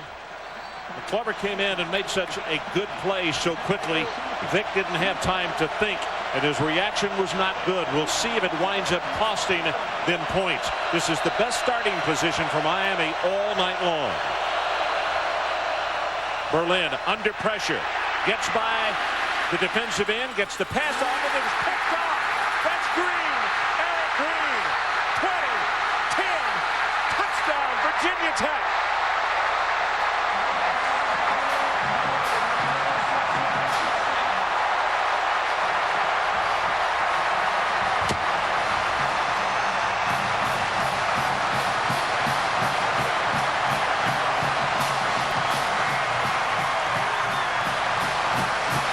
Only 2 touchdowns have been scored in this ball game tonight, both by the Virginia Tech defense. The first one from D'Angelo Hall, who caused a fumble and took it 30 yards for a touch. And now Eric Green on the interception went 53 for the touchdown, and Worley tries to make it 17-0. He does. A bad choice by Brock Berlin. The ball was not thrown on time. The receiver's going to run an out route. When he gets the out route, the ball should be thrown. He goes another 4 or 5 steps, which lets Eric Green break on the football. Now he beats the tackle, but now Eric Green is the receiver now. Took too long for Brock Berlin to get that football out there. He shouldn't have thrown this football. Give credit to Cole Colas, the defensive end, because he's the one that impeded his progress, slowed down the play, and made him throw late. Didn't make him throw late, but caused the situation to throw late. See the route? Just took too long. There's got to be a receiver inside that you can throw the ball to, or you got to throw that one away. So that now is a total of 6 return for touchdowns by the defense of Virginia Tech on the season.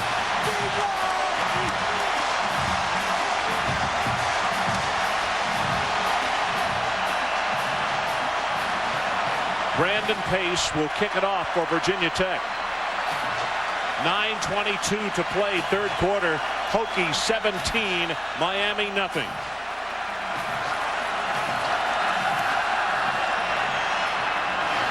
Very high and at the goal line. This is Hester. Hester, he gets whacked as he crosses the 20-yard line. Reese Davis, let's check back with you. Ron, if Virginia Tech is kicking the door open for one-loss teams, then the men of Troy are ready to march through it. Matt Leinart firing a dart to who else? Mike Williams inside. SC's up 29-10 late in the third on Wazoo. Okay. That may be the best one-loss team out there right now. The men of Troy. Hard to argue with that. Leinart has really come on. He's very strong. Only a great defense, too. Yep. Now this crowd even louder than before, if that's possible. Standing and applauding every move. Payton the tailback, and they give it to him. Tries to get outside on the right, and he will not be able to turn the corner. Knocked out of bounds by Vincent Fuller, and it is going to be a gain of about 2.5 on the play. Boy, Virginia Tech's defense, Bud Foster, after coming back from West Virginia, where West Virginia ran the ball against Virginia Tech, open gaping holes. Bud Foster's got his football team focused tonight on the job they need to do on this offensive line of Miami. Vernon Carey goes out of the lineup. Joe McGrath, number 67, checks in, replacing him at guard. 2nd down and 7 for the Canes. Berlin sets to throw. Man out of the backfield, swings it out to Quadrine Hill, and the fullback will have it just short of the first down as Manning will stop him 1 yard short of that first down marker. You take this football game, there's been 3 big plays. The fumble by Roscoe Parrish, the drop pass by Everett, and that interception by Eric Green. And that's the reason that score is the way it is right now. Other than those 3 plays, this game's been evenly played. Everett looking on the sideline, and the keys are being rattled. Third down, and actually just under a yard for the first. Quarterback sneak. I don't know if he picked it up or not.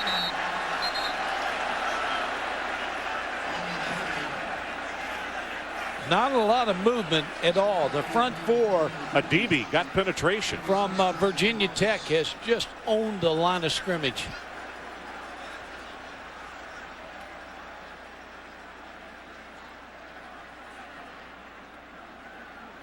Adibi, who made that tackle, that's a total of 5 for him on the night.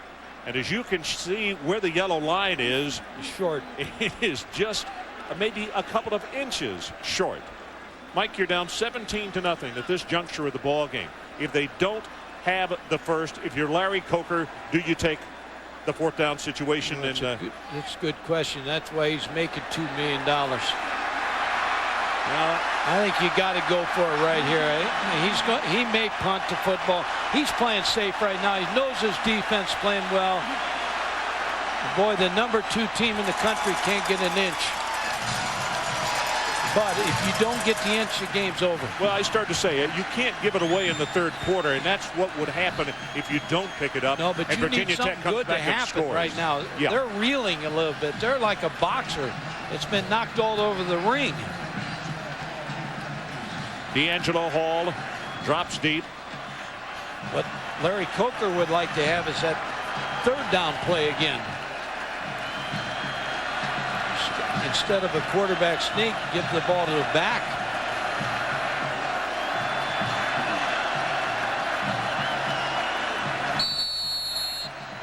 So they just now whistle the play clock back in.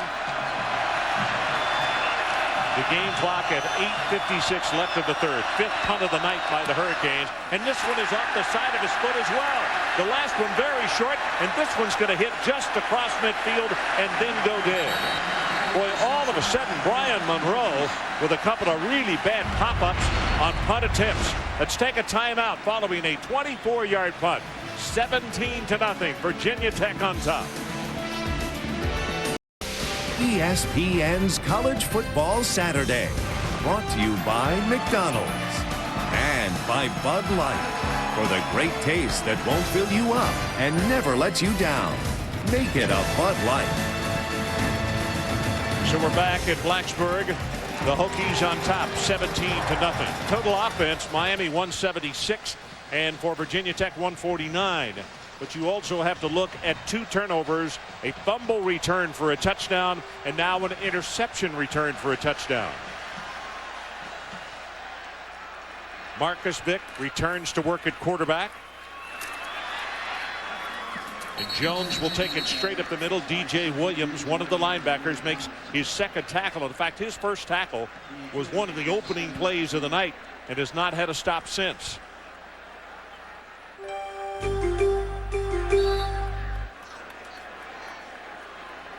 Mike, momentum is sometimes one of the toughest things in the world to grab back. You know, Coker's continuing to pace in the far sideline. You know, what do you do? Their defense is going to get them back in this game. If they're going to get back in, their defense is going to get them back in. 2nd and 8. Here's Vick, tries to run out of trouble and cannot get out of harm's way. Baraka Atkins is the man who finishes him off. And you can see a lot of white jerseys around him on the plate. DJ Williams is also there as well. This will be an interesting call right here for Virginia Tech, because with a 17-point lead and your backup quarterback in, if you're going to throw the ball, you want to throw something safe. A name that we have not called much at all tonight is Vince Wilfork, the big 346-pound junior tackle out of Boynton Beach. Here comes the play. Third down, the line to make is the 44, and he hands it off to the fullback. And Doug Eastlick is going to take the ball across the 50, and McClover will finally stop him. It's not enough for the first down, but as Mike suggested, a very safe call on the part of Virginia Tech. It's 17-0. Miami's offense looks like they're stumbling around right now. Your defense is playing great. Your special teams is playing great. Punt the football. Best thing you do. Don't let the defense get a turnover and get you back in the game. Roscoe Parrish is the deep man. As you look at Jonathan Vilma on the sideline, trying to get his team fired up, saying, hey, fellas, we need to change this thing. Line drive kick, and it's going to go out of bounds, preventing the turnover. Not a great kick, but no return by Parrish because it did go out at the 20-yard line. So we'll take a break. 17-0. Virginia Tech continues to lead.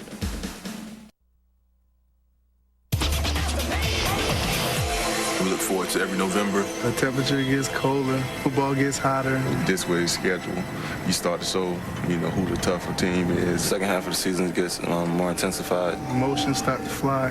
Who's nicked up and who's 100%. The last games are what counts. Who all wants to be number one. Well, folks, if you're just now joining us, here is one of the major portions or major stories of this game tonight. You're looking at All-American tight end Kellen Winslow. They have thrown to him 3 times tonight. He has 1 catch for a total of 4 yards. First down's got to be a throw down for Miami. They have to pass on first down. Berlin from the shotgun. Retreats. Winslow over the middle. He's got him at the 25, and he'll be tackled immediately, knocked down by Fuller. So he makes a catch, his first catch for 3 yards, this one for 5. Kellen Winslow may be the best tight end, best wide receiver in the country. Look at that catch. Concentration. Frank Beamer said he is a wide receiver in a tight end's body at 252 pounds. From the 25, Berlin steps up, got Winslow again at the 30. He'll have the first down, and he'll fight his way forward for 3 more yards. Jimmy Williams this time will put the stopper on it. Now Miami's going to a spread offense. They're going to throw the football. They're going to run every now and then, but they're opening it up right now. They're going to try to get a matchup where they get something they want on a big play. No huddle by Miami. They have moved the sticks. It is first down from the 33. They show blitz, and here they come. Not enough folks to pick it up, and they get it to Winslow, and he's going to take it out to the 39-yard line. I go back to the tape that we had to film. Flag comes in, and we may have a penalty, Mike, excuse me, on Winslow. Or was it Manning who punched him? Personal foul, Miami. And it's Manning who was on the receiving end.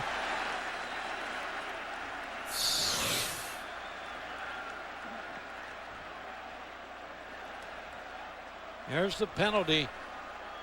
Rob Chudzinski is the offensive coordinator and is the mentor for this young man. And he told us on the phone the other day, they talk daily about controlling what he calls a passion for the game, but that he has too much of this stuff going on, and they're trying to get it out of his life. Yeah, I want to go back to the no huddle offense. When your offense is not running, you're sleepwalking, this is a way to get them out of it. Right here, the no huddle.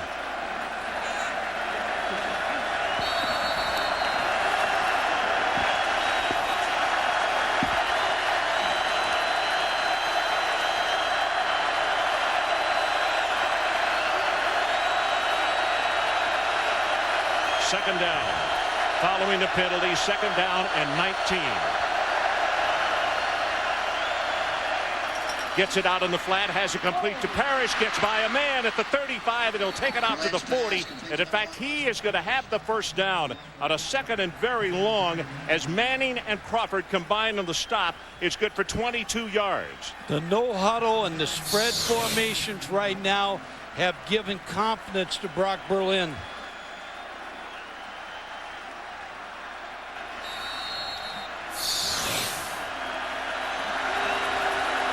The numbers on Berlin, 16 of 24, 164 yards, and the interception touchdown. Timeout by Tech.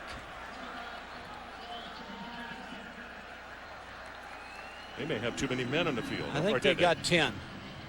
Not one enough short, men. yeah. Okay. Ron, take a look at this television. What it represents is the clarity of our coverage, the effort that our entire primetime crew has put into covering this football game and college football in primetime all season long. It's also available. We're going to take a look at the NFL on Sunday nights on ESPN, including tomorrow night in primetime. The Green Bay Packers take on the Minnesota Vikings up in Minneapolis.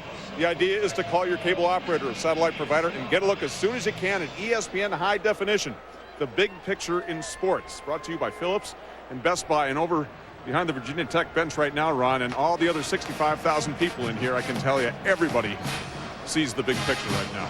Well, they do, Adrian, and what they've got to be careful of is, you know, you cannot rest on what has happened so far, and they have done a marvelous job in this football game. But just like Parrish breaking that tackle a moment ago, you got to consider Miami had a second down at 19.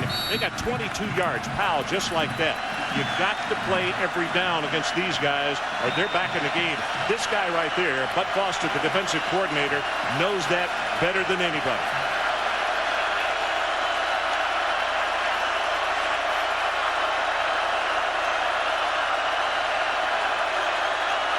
Berlin again from the shotgun. He wasn't ready for the snap.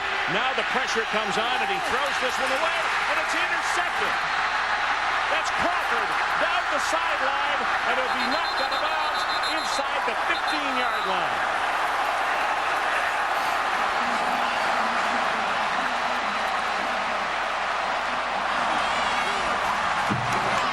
Why would he throw it, Mike? Under pressure, just tried to throw it away and just made a big mistake. Darryl Tapp is the man who is coming with the pressure. And following the interception, a return by Crawford of 45 yards down the sideline. And Virginia Tech will set up shop at the 10-yard line with a first. It may be, I don't know if they can score or not. Or pick up the first down, I should say, from where the ball is resting.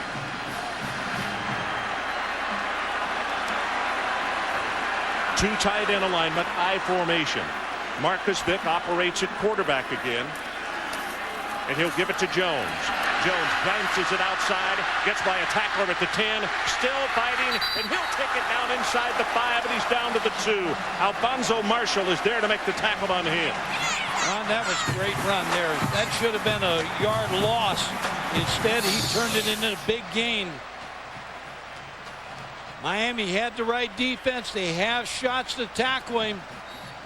He avoids the tackle and picks up big yardage. Roll finally pushed him out of bounds. Nice job by Eastlick, the fullback, with the block. But boy, the strength of Kevin Jones, you could see it on that play right there. Straight T, two tight ends. And they'll give it to Jones. Left side at the 2, at the 1. Touchdown, Virginia Tech.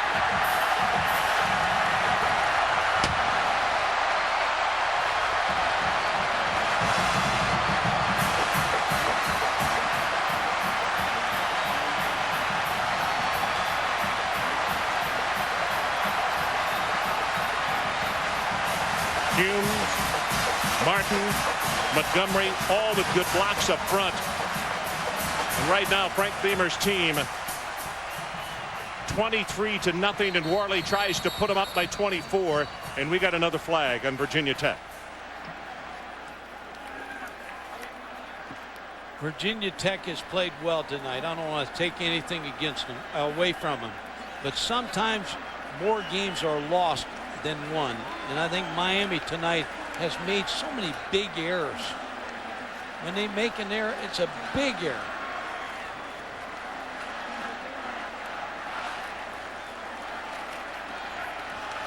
Well, Everett dropped what should have been a touchdown pass on a fake field goal. Tells it all right there. D'Angelo Hall knocked the ball loose, recovered his own fumble in the air.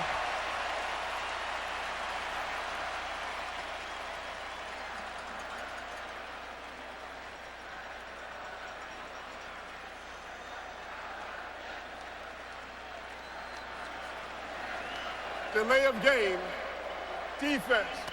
Defensive lineman makes a non-football-like act, causing the offense to move, the penalties half the distance to the goal. Replay the try. Don't see that real often. Nope. So Worley gets an opportunity to make another attempt at the extra point, trying to put them up on top 24-0.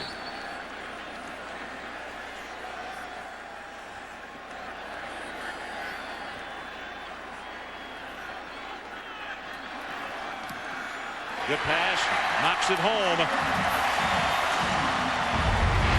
So let's take a timeout. 4:35 remaining in the third quarter. And our new score, Virginia Tech 24 and Miami nothing.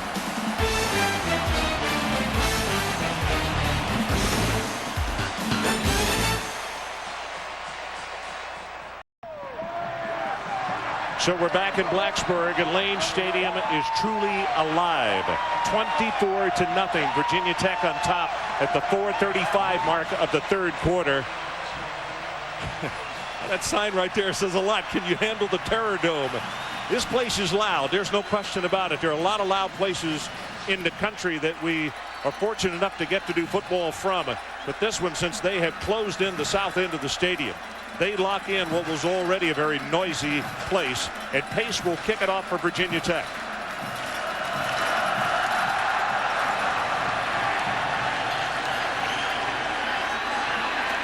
From the goal line, Hester, and he will be stopped short of the 20-yard line. And Mike, we've got a change at quarterback for Miami. It's going to be Prentice who will come in, and we'll talk more about that in just one moment. Coach Jim Donnan, who we talked with in the first half, here with ESPN.com. We got your impressions in the first half. Jimmy, what are your impressions right now? Classic Beamer ball, I promise you. What do you take from this game? Great defense, great special teams. Derek Crudup, I coached his dad at OU. He was a defensive back for me. Let's see what he can do now. Jim, don't go away. We're going to talk to you in between a couple of more plays here as Crudup will get an opportunity to see if he can operate this offense. Sets to throw, gets it off to Winslow. Pass is complete, and he's tackled after a 4-yard gain. Jim, I thought Miami found something with the no-huddle offense. I thought their offense has been sleepwalking, and that's a way to wake them up. But then the interception, bad play. Well, he's trying to throw the ball away, and it was getting some rhythm. But what a great pass rush we've seen all night from Virginia Tech. They've just harassed everybody. Here we got a bad snap. Crudup loses it, now picks it up. He's going to turn something bad into something good, which has not always been the case for Miami here tonight. Larry Coker, I was about to ask you, what do you go to? What do you do to get your team going? I guess the move at quarterback here is one of those things, but the wide receivers, Jim, particularly in any kind of vertical game, it has not been there. Well, they hadn't had time to throw the ball, Ron, and I think Crudup helps him out a little bit because of his mobility, and then maybe he'll help him out as far as throwing with accuracy. Well, got that one complete, and they will have the first down. You can visit with Jim on ESPN.com, so go online and find out what his thoughts are continuing in this ball game from Lane Stadium. Jim, thanks for coming by. Great being with you, my friend. Great to be here, but we've had over 15,000 questions. I think I've answered 1,000, so we got 14,000 mad. Well, see, hey, you're earning your money there. All right. Jim Donnan, thanks Just so like much. Coaching. ESPN.com here in Blacksburg with us and following this ball game. So go online if you've got questions about what you're seeing, whether you're pulling for Virginia Tech or Miami. Here comes the pressure again. Gets it behind Winslow, and he can't hold on, but it was not his fault, as coming very quickly up the middle, 4 defensive players, particularly Darryl Tapp, number 55, knocking down the quarterback, Crudup. Ron, Jim Donnan, guys, doing a great job. .com, ESPN, needs to get back on the sideline. I think he still wants to get back and coach. Did a great job at Georgia. Shouldn't have been let go. Should be back in coaching. He's a longtime friend, and we wish him well. So get online and talk to him tonight. Give him another few thousand hits on ESPN.com. Crudup. The ball is tipped and almost intercepted by Fuller. Good heavens. And that happened right in front of the Miami coaching staff. Larry Coker has to be saying, can anything else go wrong tonight? Yeah, a little late on the throw again. When you're late on the throw against Virginia Tech, they're going to pick him off. Fuller sitting right there, a little late, and he's right in the throwing lane of Kellen Winslow. See, too late. The break was made. Ball's not there. Third down. They need to take it to the Virginia Tech 40-yard line.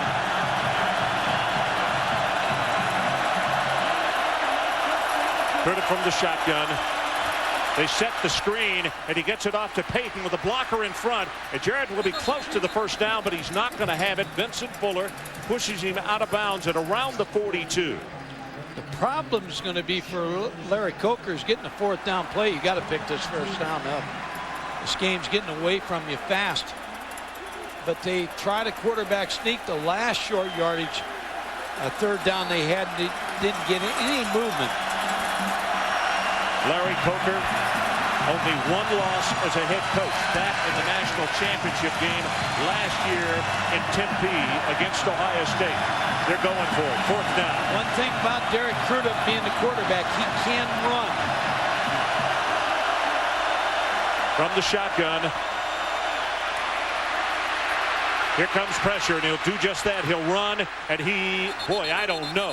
From where they have spotted him, oh, this is going to be so close. Eric Green and Adibi coming with pressure, particularly Adibi, to force him out of the pocket. And you know, from where that linesman across the way has his foot down, that's not going to be enough for the first. As those players move away, you can look at the yellow line and see if he has attained it. Well, if he's got it, it's just by an inch. I think he's got it by here. No, he doesn't have it. Mikey's going to miss that thing by like, that's about a half inch, isn't it? Yep. Virginia Tech football.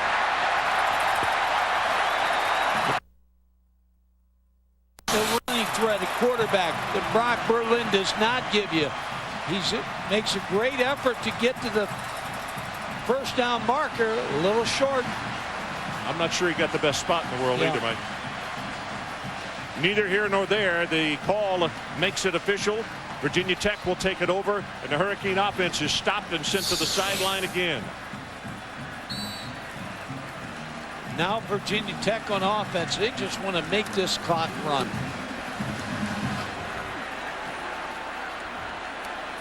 Three minutes, 15 seconds left to play, third quarter. Vic hands it off to Jones, goes straight ahead, maybe a gain of 2. And Reese Davis, let's check back with you. Well, Ron, it looks for all the world as if number 2 is going to go down, and somehow, some way, Ohio State, ranked 7th in the polls, survived against Penn State. Michael Jenkins with a touchdown catch from Scott McMullen late, 21-20. Number 7 survives. Number 4, Georgia does not. And number 5, Florida State, still lurking around after blowing out Notre Dame. Well, if this game continues the way it is, Mike, the BCS, I'm really going to be anxious to see who jumps around. But what you said a while ago about Southern Cal, I think is right on. Eastlick catches the pass out of the backfield, but Roll is right there to tackle him for a loss. I think USC will be up there now. I think they're going to be number 2 if Miami loses. Now the big question, do you put Florida State ahead of Miami? Now they beat Notre Dame today, beat them badly. I don't believe when you play on the field, Miami beat Florida State. There's no way you should put them ahead of Miami. That's a good point. Well, the coffee cups will be rattling on Tuesday. Third down. They're going to take it just across the 50-yard line to keep this drive going. Vic, there's a blitz off the corner, gets by that first man. Now to the open field, hang on. 50, and he just dives. Very smart play to go to the 46 and pick up the first down. 15 yards in the running play. Now Marcus Vic is like a running back in the backfield. I mean, he just makes you miss. Merriweather, he faked him so badly he went down. And now here, instead of taking a hit from 3 different people, very wisely got what he could, slid down, moves the chains. Brian Randall just can watch. He can help Marcus Vick, but he's not going to get on this field tonight unless this game's salted away, because Vick is the quarterback. Vick gives it to Jones. He is going to be hit at the line of scrimmage. Reese Davis, let's check back with you quickly. Ryan, you guys were talking about SC, and Washington State's been hanging in there and giving them a challenge, but Matt Leinart finds Terry Colbert.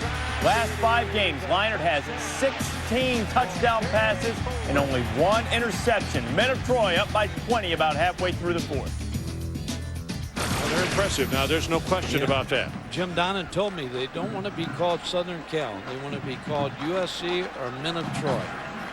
Well, they deserve to be called whatever they want to be called the way they're played. 2nd down and 10, and that the clock is being stopped, and a timeout is being called to avoid a delay of game. Now, the Miami streaks at around the line here tonight as we look up and see 41 ticks left on the clock. Road wins 18, home wins 26, in the conference 23, and regular season victories 39. All longest in Division 1A. More of those road wins, when you could win 18 games on the road. They've kind of controlled things in the Big East for a while. Well, down 33-10 with under 4 minutes left in the 3rd quarter. Miami, led by their quarterback Brock Berlin, looked to come back. Here, he's going to hit Kevin Beard, 26 yards and a touchdown. And the Hurricanes drove down the field again, this time Ryan Moore. And that makes it 33-32, and then Gore sealed the victory with a 12-yard touchdown run, and Miami won it 38-33. Now, the reason we show you that video is that's what these kids are capable of in a very short period of time. But I have to admit, the focus doesn't seem to be there tonight that they had that night in the Orange Bowl against Florida. No, and the big question is Berlin going to come back in. But when you look at Virginia Tech's defense, Florida, when they allowed Miami to come back, very young defense. This Virginia Tech defense, I don't believe is going to allow Miami back in this football game.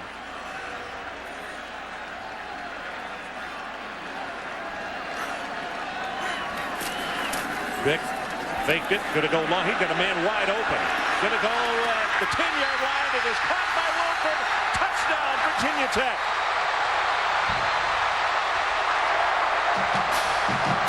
Sean Taylor bit, thinking it was going to be a run. And I was about to say to you, we have not called Wilford's name tonight. Now we have. First pass completion, I believe, for Virginia Tech tonight. 2nd tonight, so you can start to pick up the hymnals around this one. Some dire straits. Don't run off the audience now. No, we still got another quarter. I'll tell you, Virginia Tech's running them off. Worley to attempt the extra point, and he does. 34 seconds left in the 3rd quarter, and we're going to hold it right here, and let's take a couple more looks at this touchdown. Well, Marcus Vick is electrifying this crowd, and caught Ernest Wilford, the best long-distance receiver on this Tech football team. Sean Taylor, safety, made a great effort to knock that ball away. Well thrown by Marcus Vick. Look at Marcus's reaction after he throws the touchdown. You think that redshirt freshman's not happy? He has arrived. Yep. This is his coming out party right now. You know, you got to be happy for a young man by the name of Ernest Wilford as well, because he came here as a defensive end. The coaches said, hey, not that we don't need good athletes at defensive end, but you're good enough to be a wide receiver because he's a track guy, triple jump, long jump, high jump. So they moved him to wide receiver, and he's really prospered there. Yes, high school, when he came out of high school, as you said, he was a track athlete. No football scholarship, track aide to Tennessee. He went to Cork Union, committed to VMI and track, but then changed and came here for football. A good choice.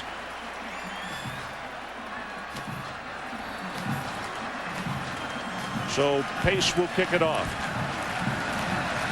Celebration starting here in Blacksburg with still another quarter to play. It's going to be Hester at the 2-yard line. Hester out of the 30 to around the 32. Tomorrow, 8:30 Eastern, it's ESPN Sunday Night Football. Dante Culpepper Randy Moss and the Minnesota Vikings play host to the Green Bay Packers. That's the Packers and the Vikings Sunday night at 8:30 on ESPN and available nationwide on ESPN HD. And it all starts with NFL Primetime presented by Miller Lite at 7:30 Eastern. Ron Franklin, Mike Gottfried, Adrian Karsten coming to you from Blacksburg, Virginia, with 27 seconds showing on the clock in the third quarter. The Hokies 31, Miami nothing. Low snap, Crudup under pressure, gets the ball out, has it complete, and Gathers will step out of bounds immediately. The thing Bud Foster's defense has done tonight, they have not allowed big plays. Here's a center snap, it's low, and kind of mistakes like they're making right there just have not been in the game offensively. Mike, you remember last year in the championship game, he came in for one play when Dorsey got shaken up and was great. Delivered a pass, had it right where it was supposed to be for a big first down. Waiting for his opportunity. Blitz off the corner, going to try to run it. Nothing to the left. He'll take it back to the right. Short of the first down by about a yard. Jonathan Lewis making the tackle for Virginia Tech. And that'll be the final play of the third quarter.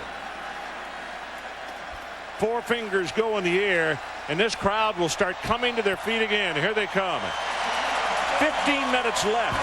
The #2 team in the nation in jeopardy as far as all kinds of streaks. We'll talk about them more when we get in the fourth quarter. Hokies 31-0.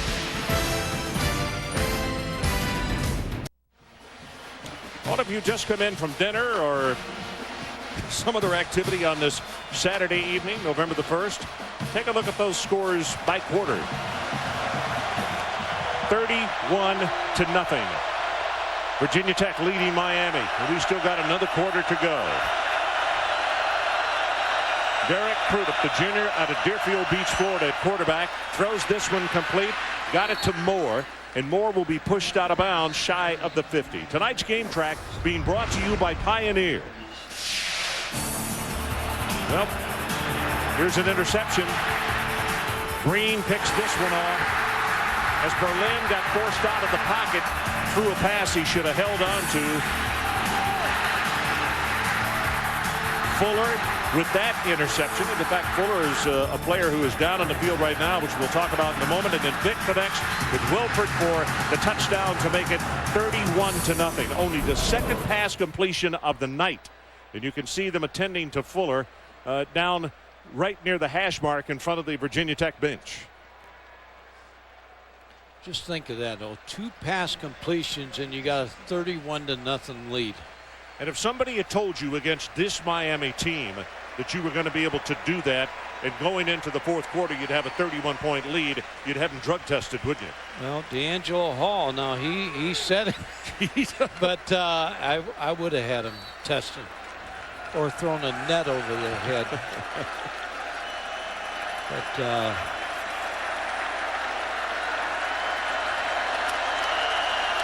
here comes Miami with the first down. Crudup will operate from the shotgun. Total offense in the ball game. Miami well in front at 270. Crudup's going to take off and run. It pulls up, and now it's going to be hit, and he'll be sacked by Jonathan Lewis. We have called the Lewis brothers' name a lot in this ball game. Yeah, the Lewis brothers are having a big game. Welcome to Blacksburg, and hasn't been a good trip for Miami in the last 5 times. One time it was good. You think the guy's better looking in the picture or in real life? Got this pass complete across the 50-yard line. Green is right there to sling Moore out of bounds.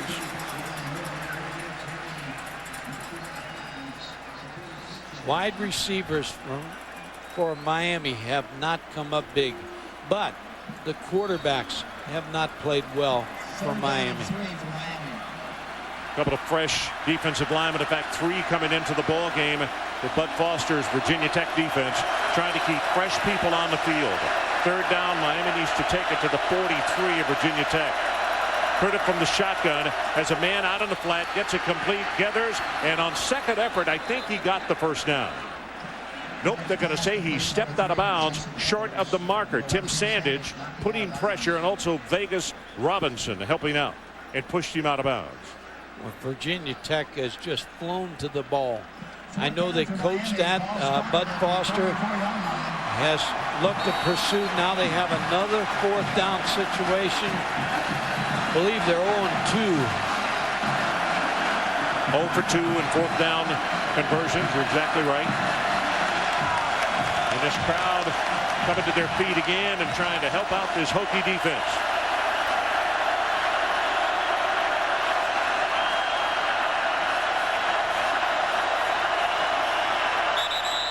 Crew to play action. Wants to throw. Going to go long as the flag is down. And delay a game, I believe. Oh, my goodness. And they wasted a play because they had Kellen Winslow open.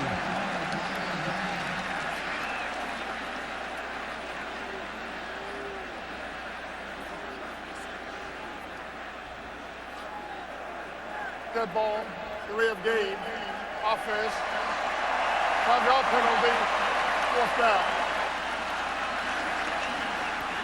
And the Virginia Tech coaches on the sideline signaling, we don't want anybody getting near that kicker. Let him get it away. We got return on.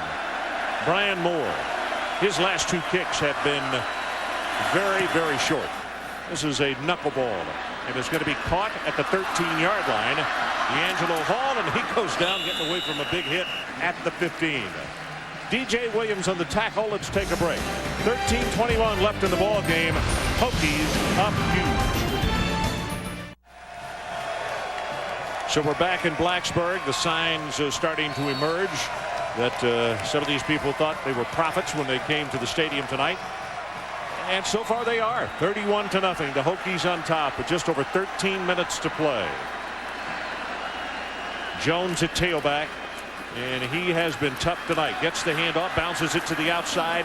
Going to be stopped short of a gain of 5. But Mike, until that play right there, 9 of his 19 carries have gone for over 5 yards against this defense that is extremely good. Yeah, when we talked to him about the West Virginia game, he was not upset that he didn't run the football. He just said, hey, whatever I can do for the team. But he figured tonight he was going to be a big factor in this football game. 2 years ago, right here as a freshman, he came off the bench and he ran wild in that football game. So not intimidated by Miami, and he knows he has run against good Miami defenses before. 2 tight ends. They give it to Jones. They're going to keep this as conservative as possible. And Reese Davis has checked back with you. Understand you got a report on the LSU Tigers. Well, Ron, as we start to reshape this national championship hunt, the one-loss teams, don't forget about LSU. Just playing Louisiana Tech tonight, but they dropped 49 on La Tech in the first half. Mox and Devery Henderson there. Saban's called off the Tigers. Hey, these guys sitting there with 1 loss. Okay, Reese, thanks. You can see another score, Mike, that popped up. Kentucky has come back and tied Arkansas. Overtime. Louisiana Tech, not a bad ball club. They beat Michigan State at East Lansing early in the year. Jones again. Cuts it back up into the middle. Second effort. Trying hard to get to the first down line. He's not going to make it. It's going to be 4th down at about 1 as McClover and Vince Wilfork combining on the stop right there. Survival Saturday. A lot of people not going to survive.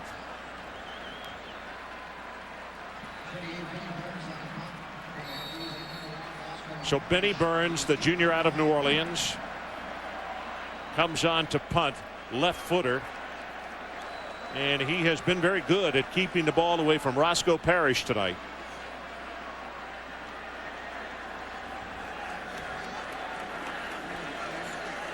Sixth time that Virginia Tech has had to punt it away.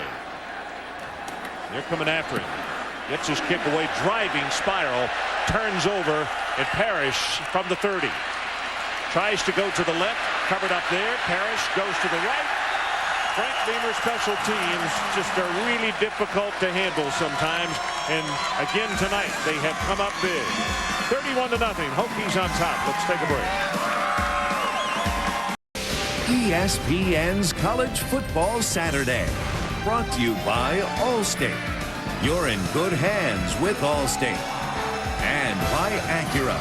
Experience the performance today at your local Acura dealer. So as you look at a very enthusiastic crowd back up toward the press box here in Lane Stadium, Hokie territory, ball number 81. They've done a great job of blanketing Kellen Winslow in this ball game tonight, Mike.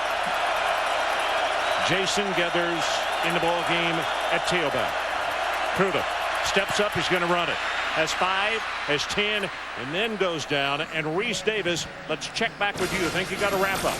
Ron, the Trojans have put it to bed against Washington State. 36-16 when the freshman Lendale White crashes in. And Pete Carroll's team poised to be ranked number 2 in the polls next week. 43-16 over the Cougars. Wow. Haywood Reese, with that showing, I'd be surprised if they were not in that number 2 position. We'll see on Monday. Low snap. Pruda gathers it. All kinds of time, and now here comes pressure. Cuts it up at the 50, and he goes down at the 45-yard line by Sandage. Snaps to Crudup have been poor tonight. Well, coming up next, Mike at Sports Center, Stuart Scott, John Anderson standing by. Who survived Survival Saturday? Kobe season begins, NFL plays of October. Stay tuned also for post-game extra on ESPN News. Crudup gets this pass away, gets it complete to Winslow, and he's going to be tackled, but he will have the first down. Ron, I know you gave me an article today, ESPN magazine, and I was reading it about Kellen Winslow and Curtis Johnson, the coach, the wide receiver coach for Miami, is the reason he chose Miami. So you get caught with a coach, you like a coach, and you decide to go there. Well, he's going to be a great one, just like his dad, in the next level.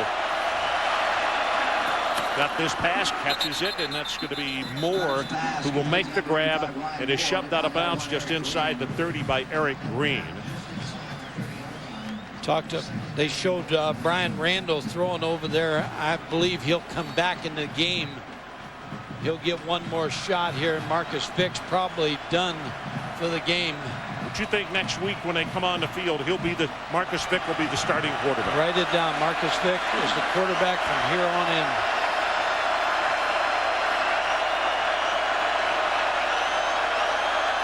Second and short. Crudup going to go long over the middle. There's Winslow, and just a little too far.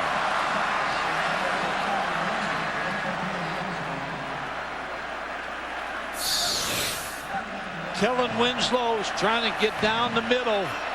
Fuller, man under. Just overthrew him. Boy, Mike, for a 252-pound guy, he can run. He really comes off the line of scrimmage so well. He's the best receiver tight end in the country. Now, you may put him to the best tight end. He may be the best receiver, too.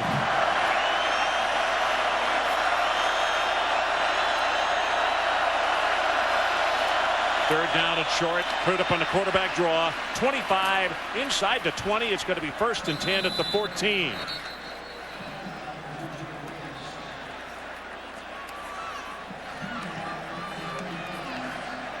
So there's a flag back at the line of scrimmage.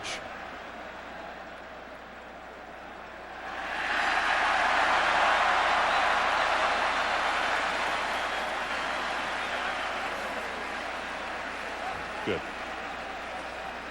Larry Coker looking on, about to lose his second game of his career. Holding offense 10 yards. The previous spot remains 3rd down. Virginia Tech next week gets Pittsburgh, I believe. And that'll be a lot to do about who's going to win this Big East. West Virginia now alive in the picture in the Big East. 3rd down. They need the 28-yard line to pick up the first.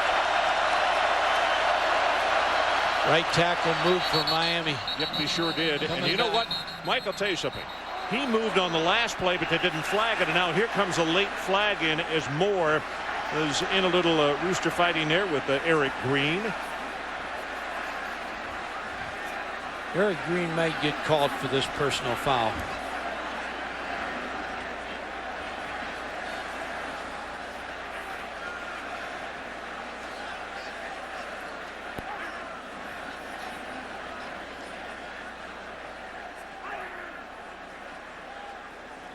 Frank not happy with Eric Green. He was happy with him with interception, but not this play. This is a mistake.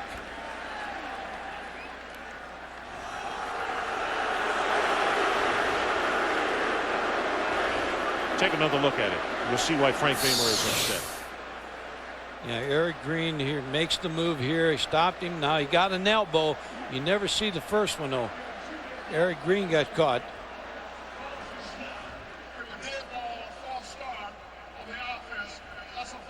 There's the elbow by Moore, and Eric Green retaliates and get caught.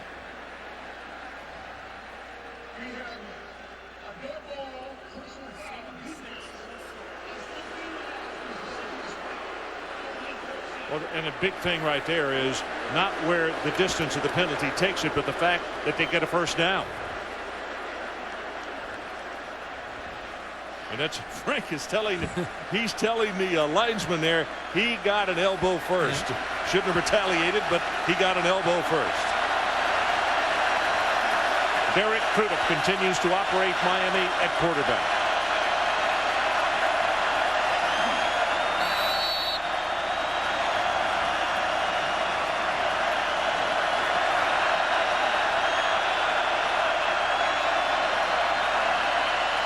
Crudup got his man, and the ball is overthrown, looking for Winslow. You could see Fuller cutting in front, trying to make the pick off. Here's Frank Beamer. He's talking about just what you said. You missed the elbow, buddy. I was saying what Frank was saying. You know, boy, if you're a linesman and you're in front of the bench and a penalty goes against that team, you get it until the ball is moved down the field. You know that guy said, he's thinking, God, I hope they have a big play here. Move the ball away from him. Crudup, all the time in the world, over the middle, incomplete, and again it's Fuller with the cover. Kevin Beard, the intended receiver.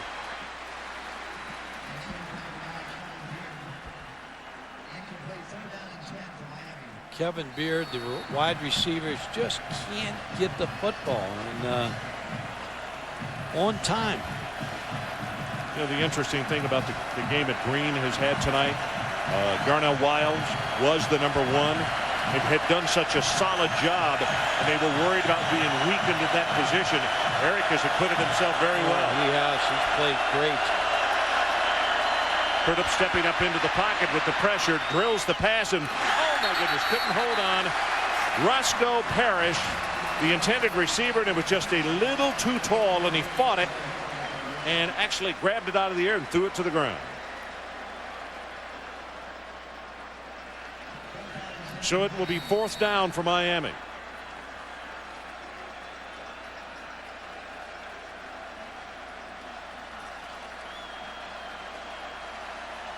Fourth down, they need to take it to the 19-yard line.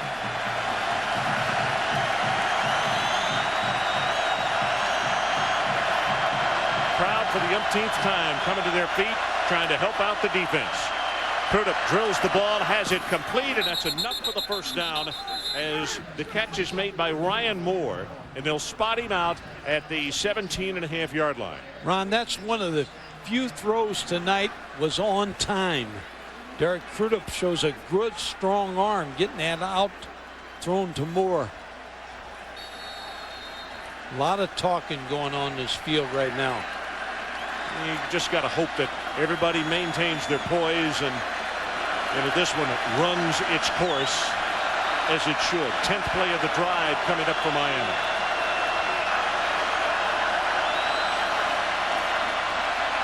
Crudup gets the pass again. Here's Winslow, catches it, gets out of bounds after he gets as much as he can downfield. Manning will push him out of bounds at the 10. Well, he's a competitor. Oh, you talked about him early, that sometimes that he gets off a little bit and gets a little flamboyant, but he is competing to the final whistle. Well, you know, Rob Chudzinski, as I said a while ago, the point that he made, and he said the kid is so passionate about what he does, and you mentioned he wants to be perfect on everything he does, and sometimes he gets too wrapped up in that. Critic looking for Winslow over the middle, and he throws it away. Actually, he didn't throw it away. He threw it where he thought he would be. Kevin Lewis this time with the pressure. There's a look at Rob. I'll tell you what, I think that young man is going to be a head coach one of these days, and maybe not too terribly far away.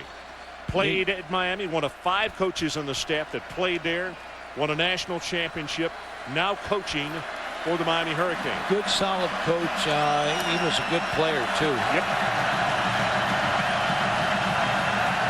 Third down at about 2.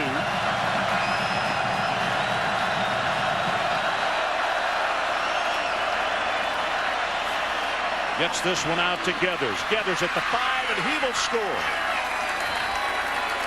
Crowd goes silent for a moment. Manning is shaken up. Brandon Manning, linebacker for the Hokies. And you know, I know it was 31-6 with the extra point attempt to come. For a defense, boy, the shutout means everything in the world. Now, this is not the end of the world, but boy, that's what they wanted so desperately. Yeah, they really did. Bud Foster knew that Miami's very capable. Cruda does a good job of looking off, gets the pass to Gathers. He got a big block out here from his offensive lineman, Joel Rodriguez. That's a pretty good move by the center, 6'3", 293, Joel Rodriguez, to get out there in front and make that play.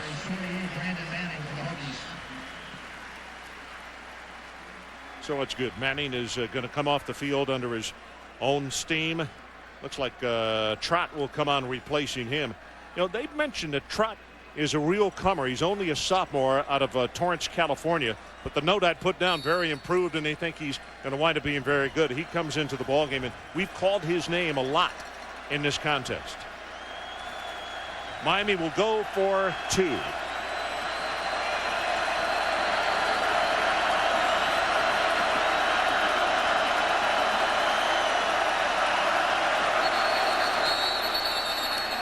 Flags are down, no.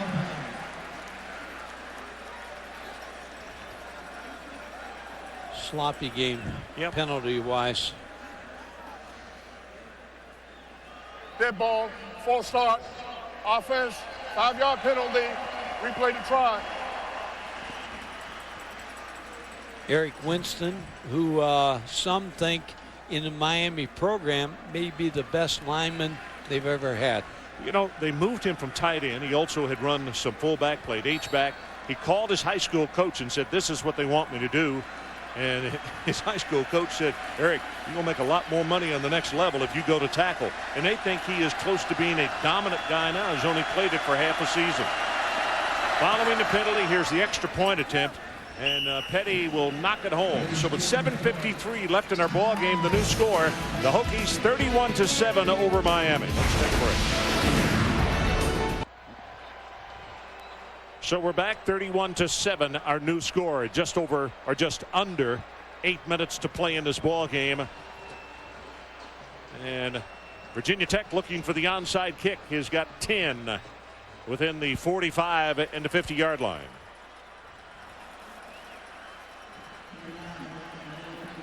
Emo is the only man who is back deep, and he is deployed to the 15. And they're going to kick it away. Pooch kick, Emoy on the run, gathers it at the 17 very wisely, goes down at the 20. Reese Davis, let's check back with you. All right, Ron, Trev Alberts, Mark May with me. Guys, when the new BCS standings come out next week, poll average is going to have a lot to do with it. How far does Miami fall? How high does Virginia Tech rise? How do you shake it out, Trev? Well, it's easy for me, guys. I mean, I have Miami going to number 4 behind LSU, USC, and, of course, OU. I have them ahead of Florida State. They both have one loss. They played each other, and, hey, guess who won? Miami won. It was a wet track. I have them actually behind Florida State, but I have Virginia Tech moving from 11 to 7. Okay. Right. And the Hokie fans would say, how can you rank us behind Miami after this performance? West Virginia. Much more discussion on this on College Game Day Final after SportsCenter tonight, guys. Okay, good. We'll look forward to that. Randall comes back in the game at quarterback. And straight ahead with the run, short yardage. Here's the BCS standings brought to you by Allstate. Mike? Ron, you look at this standings. Here's the way I think it's going to come out. Oklahoma number 1, Southern Cal, Minnetroy number 2, Florida State number 3, LSU number 4, Miami number 5, Ohio State number 6. Don't disagree with you. I only think going that's to take it to 6. Somewhere TCU's out there sitting there still undefeated. Got a great game next week. Bowling Green and Miami, 2 of the best quarterbacks in the country, going to battle Roethlisberger and Josh Harris. Gibson being escorted to the sideline. Now, our discussion also would continue on what you said if you've beaten somebody on the field, and you moved Florida State ahead of Miami. Is that all right? I did do that. No, that's not all right. I'm going to move Florida State back down. LSU up to 3. Okay. There'll be a lot of discussions like that after it comes out on Monday, Michael. And our guys are going to discuss it back in the studio. As soon as he got the handoff, Wilfork comes through and makes the tackle. Survival Saturday. Oklahoma, they put an end to that rivalry, losing that game. Southern Cal, Minnetroy, USC deserves to be number 2. Florida, give Ron Zook more contract. Right now, he's done a marvelous job down there.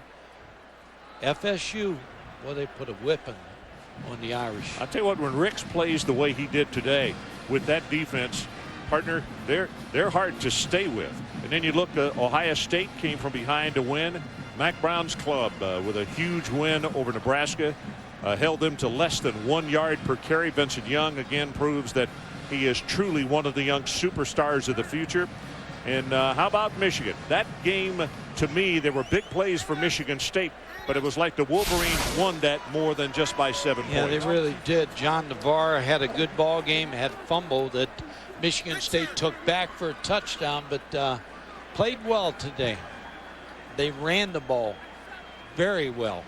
Isn't it amazing when how simple that sounds, but when your running game works, how many football games you win. Everything else comes. Yep. In this ball game tonight, 345 total yardage Miami, 232 for the Hokies, but 2 defensive touchdowns by Virginia Tech really is what turned this thing around. Here comes a blitz. He will hold on to it. Randall just going to run it back to the middle of the field, try to run more time off the clock, and is tackled at the 20 by Pata. And Miami will call another timeout to stop it at the 6:51 mark. Mike, let's take a look at the key plays of the ball game. So many of them. Roscoe Parrish right here. This was the first big one. D'Angelo Hall talked all week. He backed it up.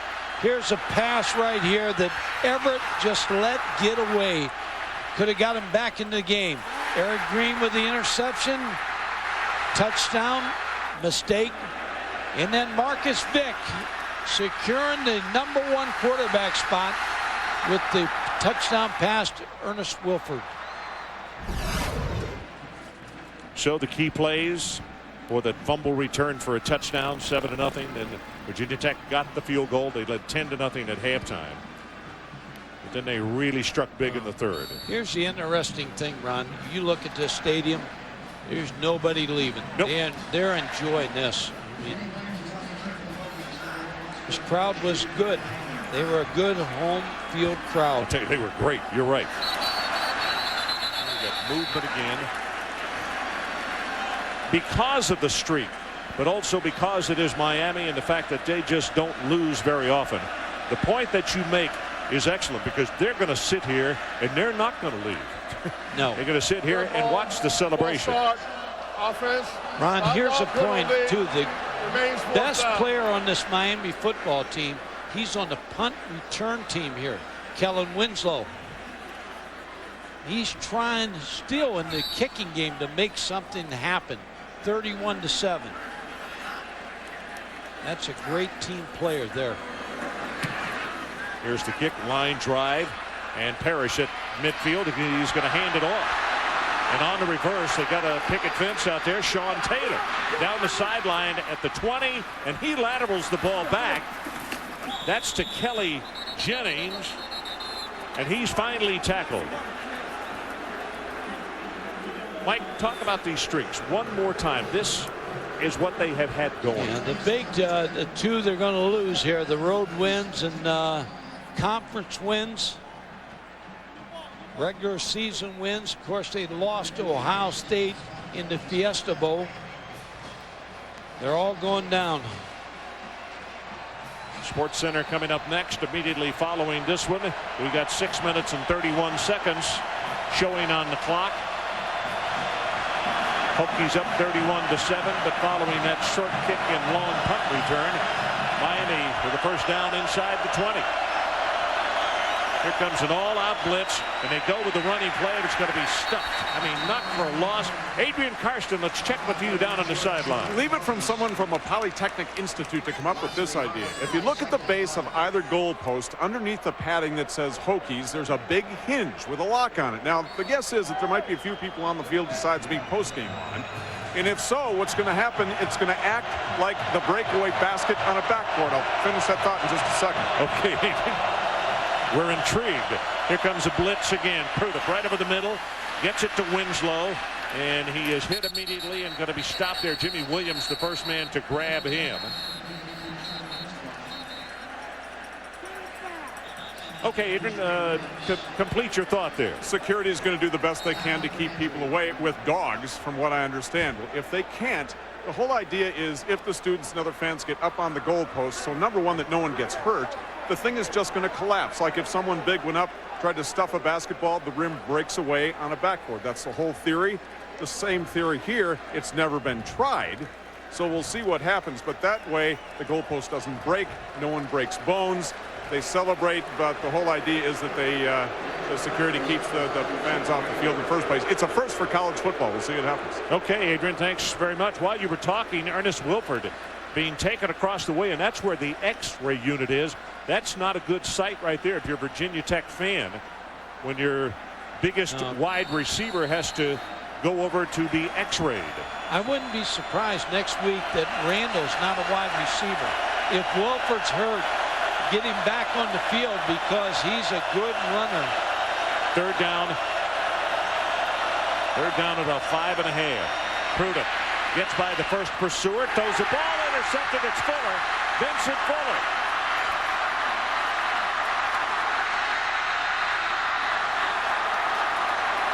Here comes a flag as they took a shot at Fuller out of bounds.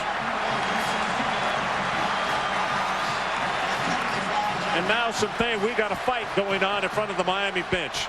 Here comes another flag, and we're going to have an ejection, and that player needs to understand he's not going to play next week.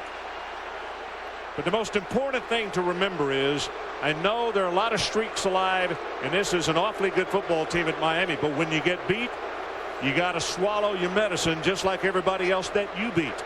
So do it with poise and do it with class.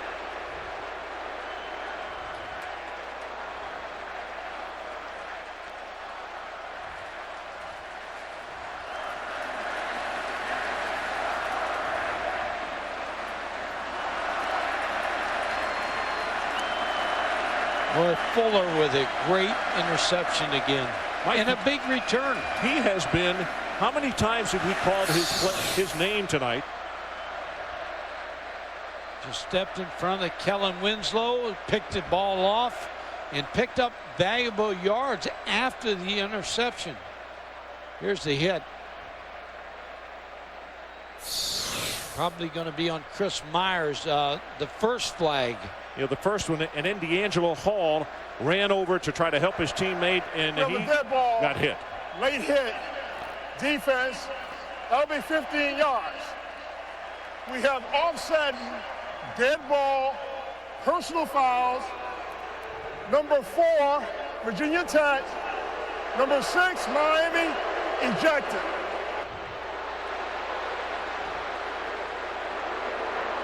Well, you're right. That D'Angelo is big. can't play next week. They got Pittsburgh coming up, and he can't play. No, that is a big play, and you got Wilford hurt too.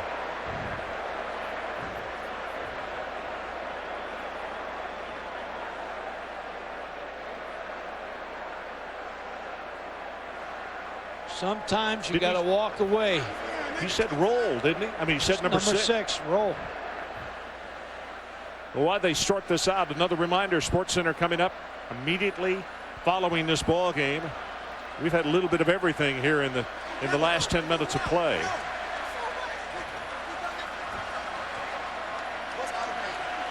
Well, D'Angelo has had a great night tonight, but the coaches are not going to be very pleased with him, because if that is indeed the case, and it has to be by rule, doesn't matter what quarter it comes in, they are both out of next week's ball game.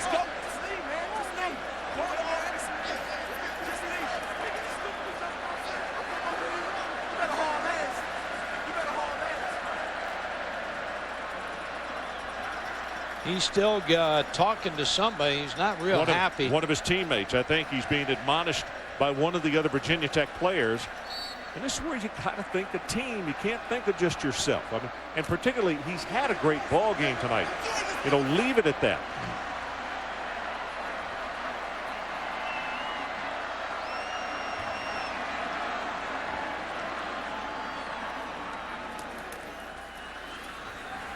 Here goes Jones, bounces it to the outside. You see him go down before he gets out of bounds. Here's some more of what happened, and that's going to be a headgear to the back. You see Roll getting into it with D'Angelo Hall. There is the punch that he took.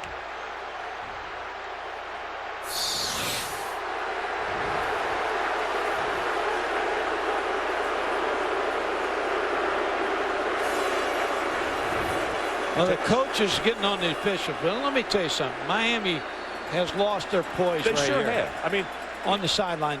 Hall's thrown out. Roll was thrown out. They're going to miss next week's football game, but I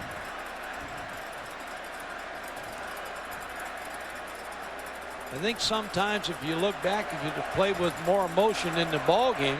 We have a live ball, holding foul against Virginia Tech. That's a 10-yard penalty.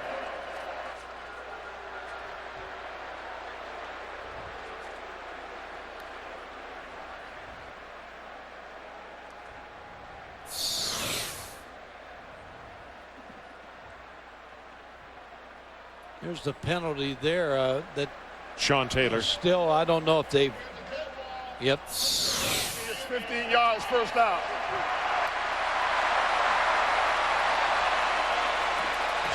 Have lost their composure right now.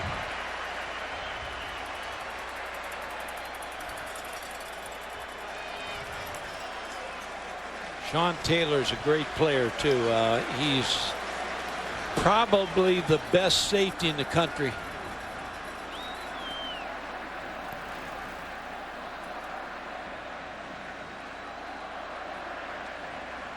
Well, the officials taking a very long time to sort this out.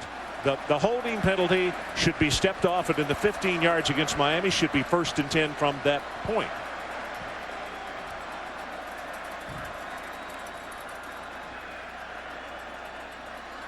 And the officials have done a nice job in the ball game tonight. A little slow at times, but right now we need to put a fast forward on this clock, because there are two. Here's Wilford coming back. He's been x-rayed, but these tempers are not going to get any better. No.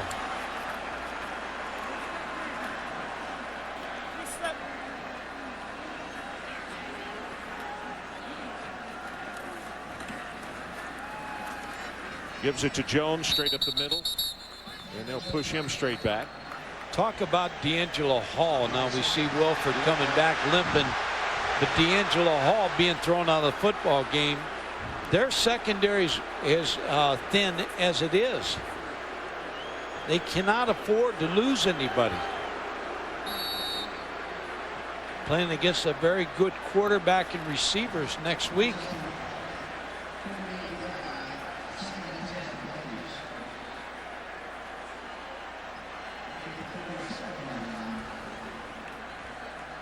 Well, they respotted the ball. They put it at the 47. It's second down.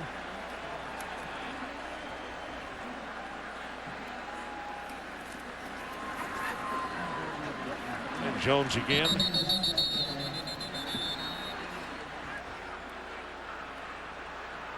Marshall makes the tackle. And now after every play, this is really getting ugly.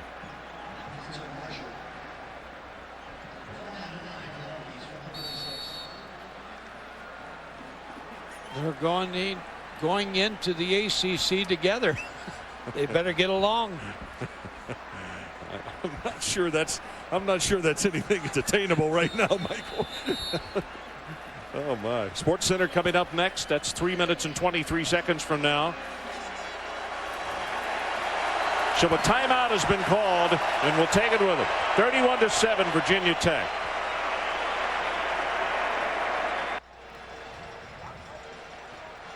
Well, tonight, our player of the game is brought to you by Russell Athletic. And we've never done this before, but we're going to give it to the entire Virginia Tech defense.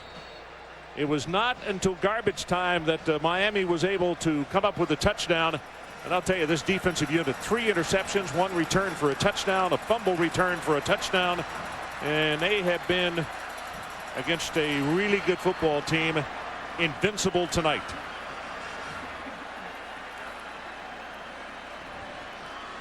Hamilton, number 27 in the ball game, replacing Wilford. Randall going to run, and then go down and take a knee. Brown was there and he bumped him, and the reason for the reaction from the crowd is Randall had taken a knee. Just trying to run a play that takes a lot of time.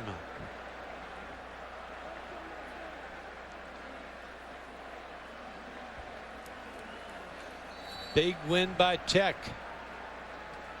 They got to go to Pittsburgh. Then they still have a couple Big East games after Pittsburgh. Burns prepares to punt. After this play, we'll show you the big wrenches that have been brought on the field to collapse the goalpost. Driving spiral. Parrish can't gather it. It's going to be out of bounds. Burns kick goes out of bounds. Well, that's the apparatus that they put on there that helps that thing go down easily, and the fans can't tear down the goalpost and hurt themselves.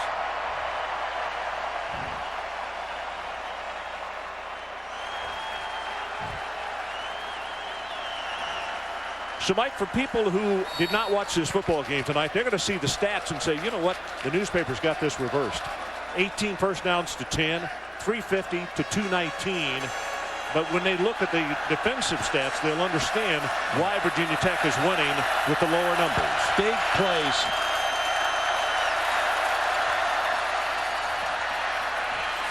Gathers up the sideline. He'll run out of bounds and stop the clock as quickly as he can. So let's take a look at the remaining schedule. First of all, for Miami. They get Tennessee. Tennessee had a tough game with Duke today. They get them at Miami, and then they get Syracuse, Rutgers, and they got to go to Pittsburgh. Pittsburgh's really sitting in the driver's seat now. And we'll show you the Virginia Tech remaining schedule in just a moment here. Tyrone Moss comes in at tailback.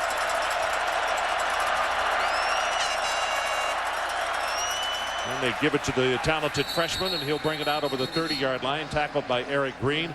Virginia Tech, here's what they have remaining. Yeah, they got to go to Pittsburgh this week. Then they get Temple, Philadelphia, Boston College here, and then Virginia, Al Grove's team.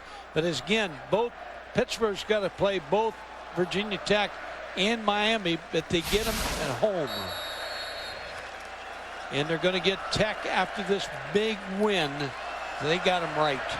You know, Mike, in the length of time that Frank Beamer has been here, this is going to be the highest ranked team that they've ever beaten. They're like 0-19 against top 10 teams. And it's something that they kind of gig Frank with from time to time. But this is going to be a night that they're going to remember for a long time. As again, the freshman Moss gets the carry. Green will make the tackle.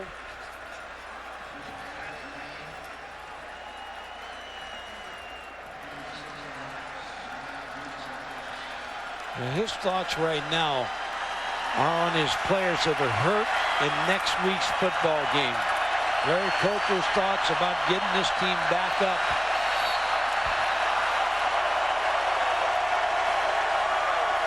You know, we'll look for official confirmation, but I know that's what the rule says, that Roll and also D'Angelo Hall, ejected for the ball game, would not be allowed to play in next week's contests.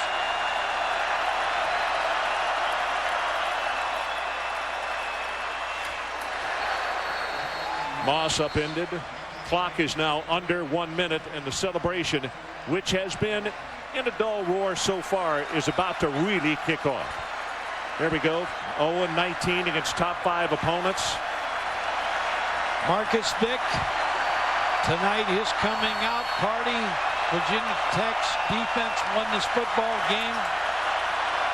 Miami just never got going offensively. Look at Frank. 25 seconds down to 24. I'll tell you what, he will take his hat off to this crowd tonight as well. They were a factor from the get-go. As Moss will be tackled, that's going to be the final play of the ball game. 13-12. Nope, they stop it at 13. Fans trying to come on the field, and the officials are saying, hey, you got to get back. We're not done yet. Now the clock is whistled back in, and Larry Coker running across the field looking for Frank Beamer to shake his hand. And they've already taken the goalpost down. Even if the fans come on the field, they're not going to be able to tear the goalpost down. Adrian Karsten, let's go down to you. Coach, congratulations. Describe the transition that took place with this team and this man to your right over the last 10 days. Well, he's a player, and he gives us something in there. But, you know, we got 2 great quarterbacks. That's what I tell you right now. We're really fortunate here at Virginia Tech to have 2 great quarterbacks, very unselfish, and we're just going to try to find a way to win football games. Whether it's Marcus or Michael, what does it feel like to run onto this field and just have the crowd erupt? It just feels great. You know, we came in here, we didn't want to turn the ball over. We just played a heck of a game. Enjoy the victory, gentlemen. Ron? Okay, Adrian Karsten, thanks so much. So the upset is complete. And our final score, Virginia Tech 31 and Miami 7. Coming up next, it's SportsCenter and ESPN News Postgame Extra. For more, log on to ESPN.com, your home for college football on the internet. This has been a presentation of ESPN, the worldwide leader in sports. Good night, everybody, from a joyful Blacksburg, Virginia.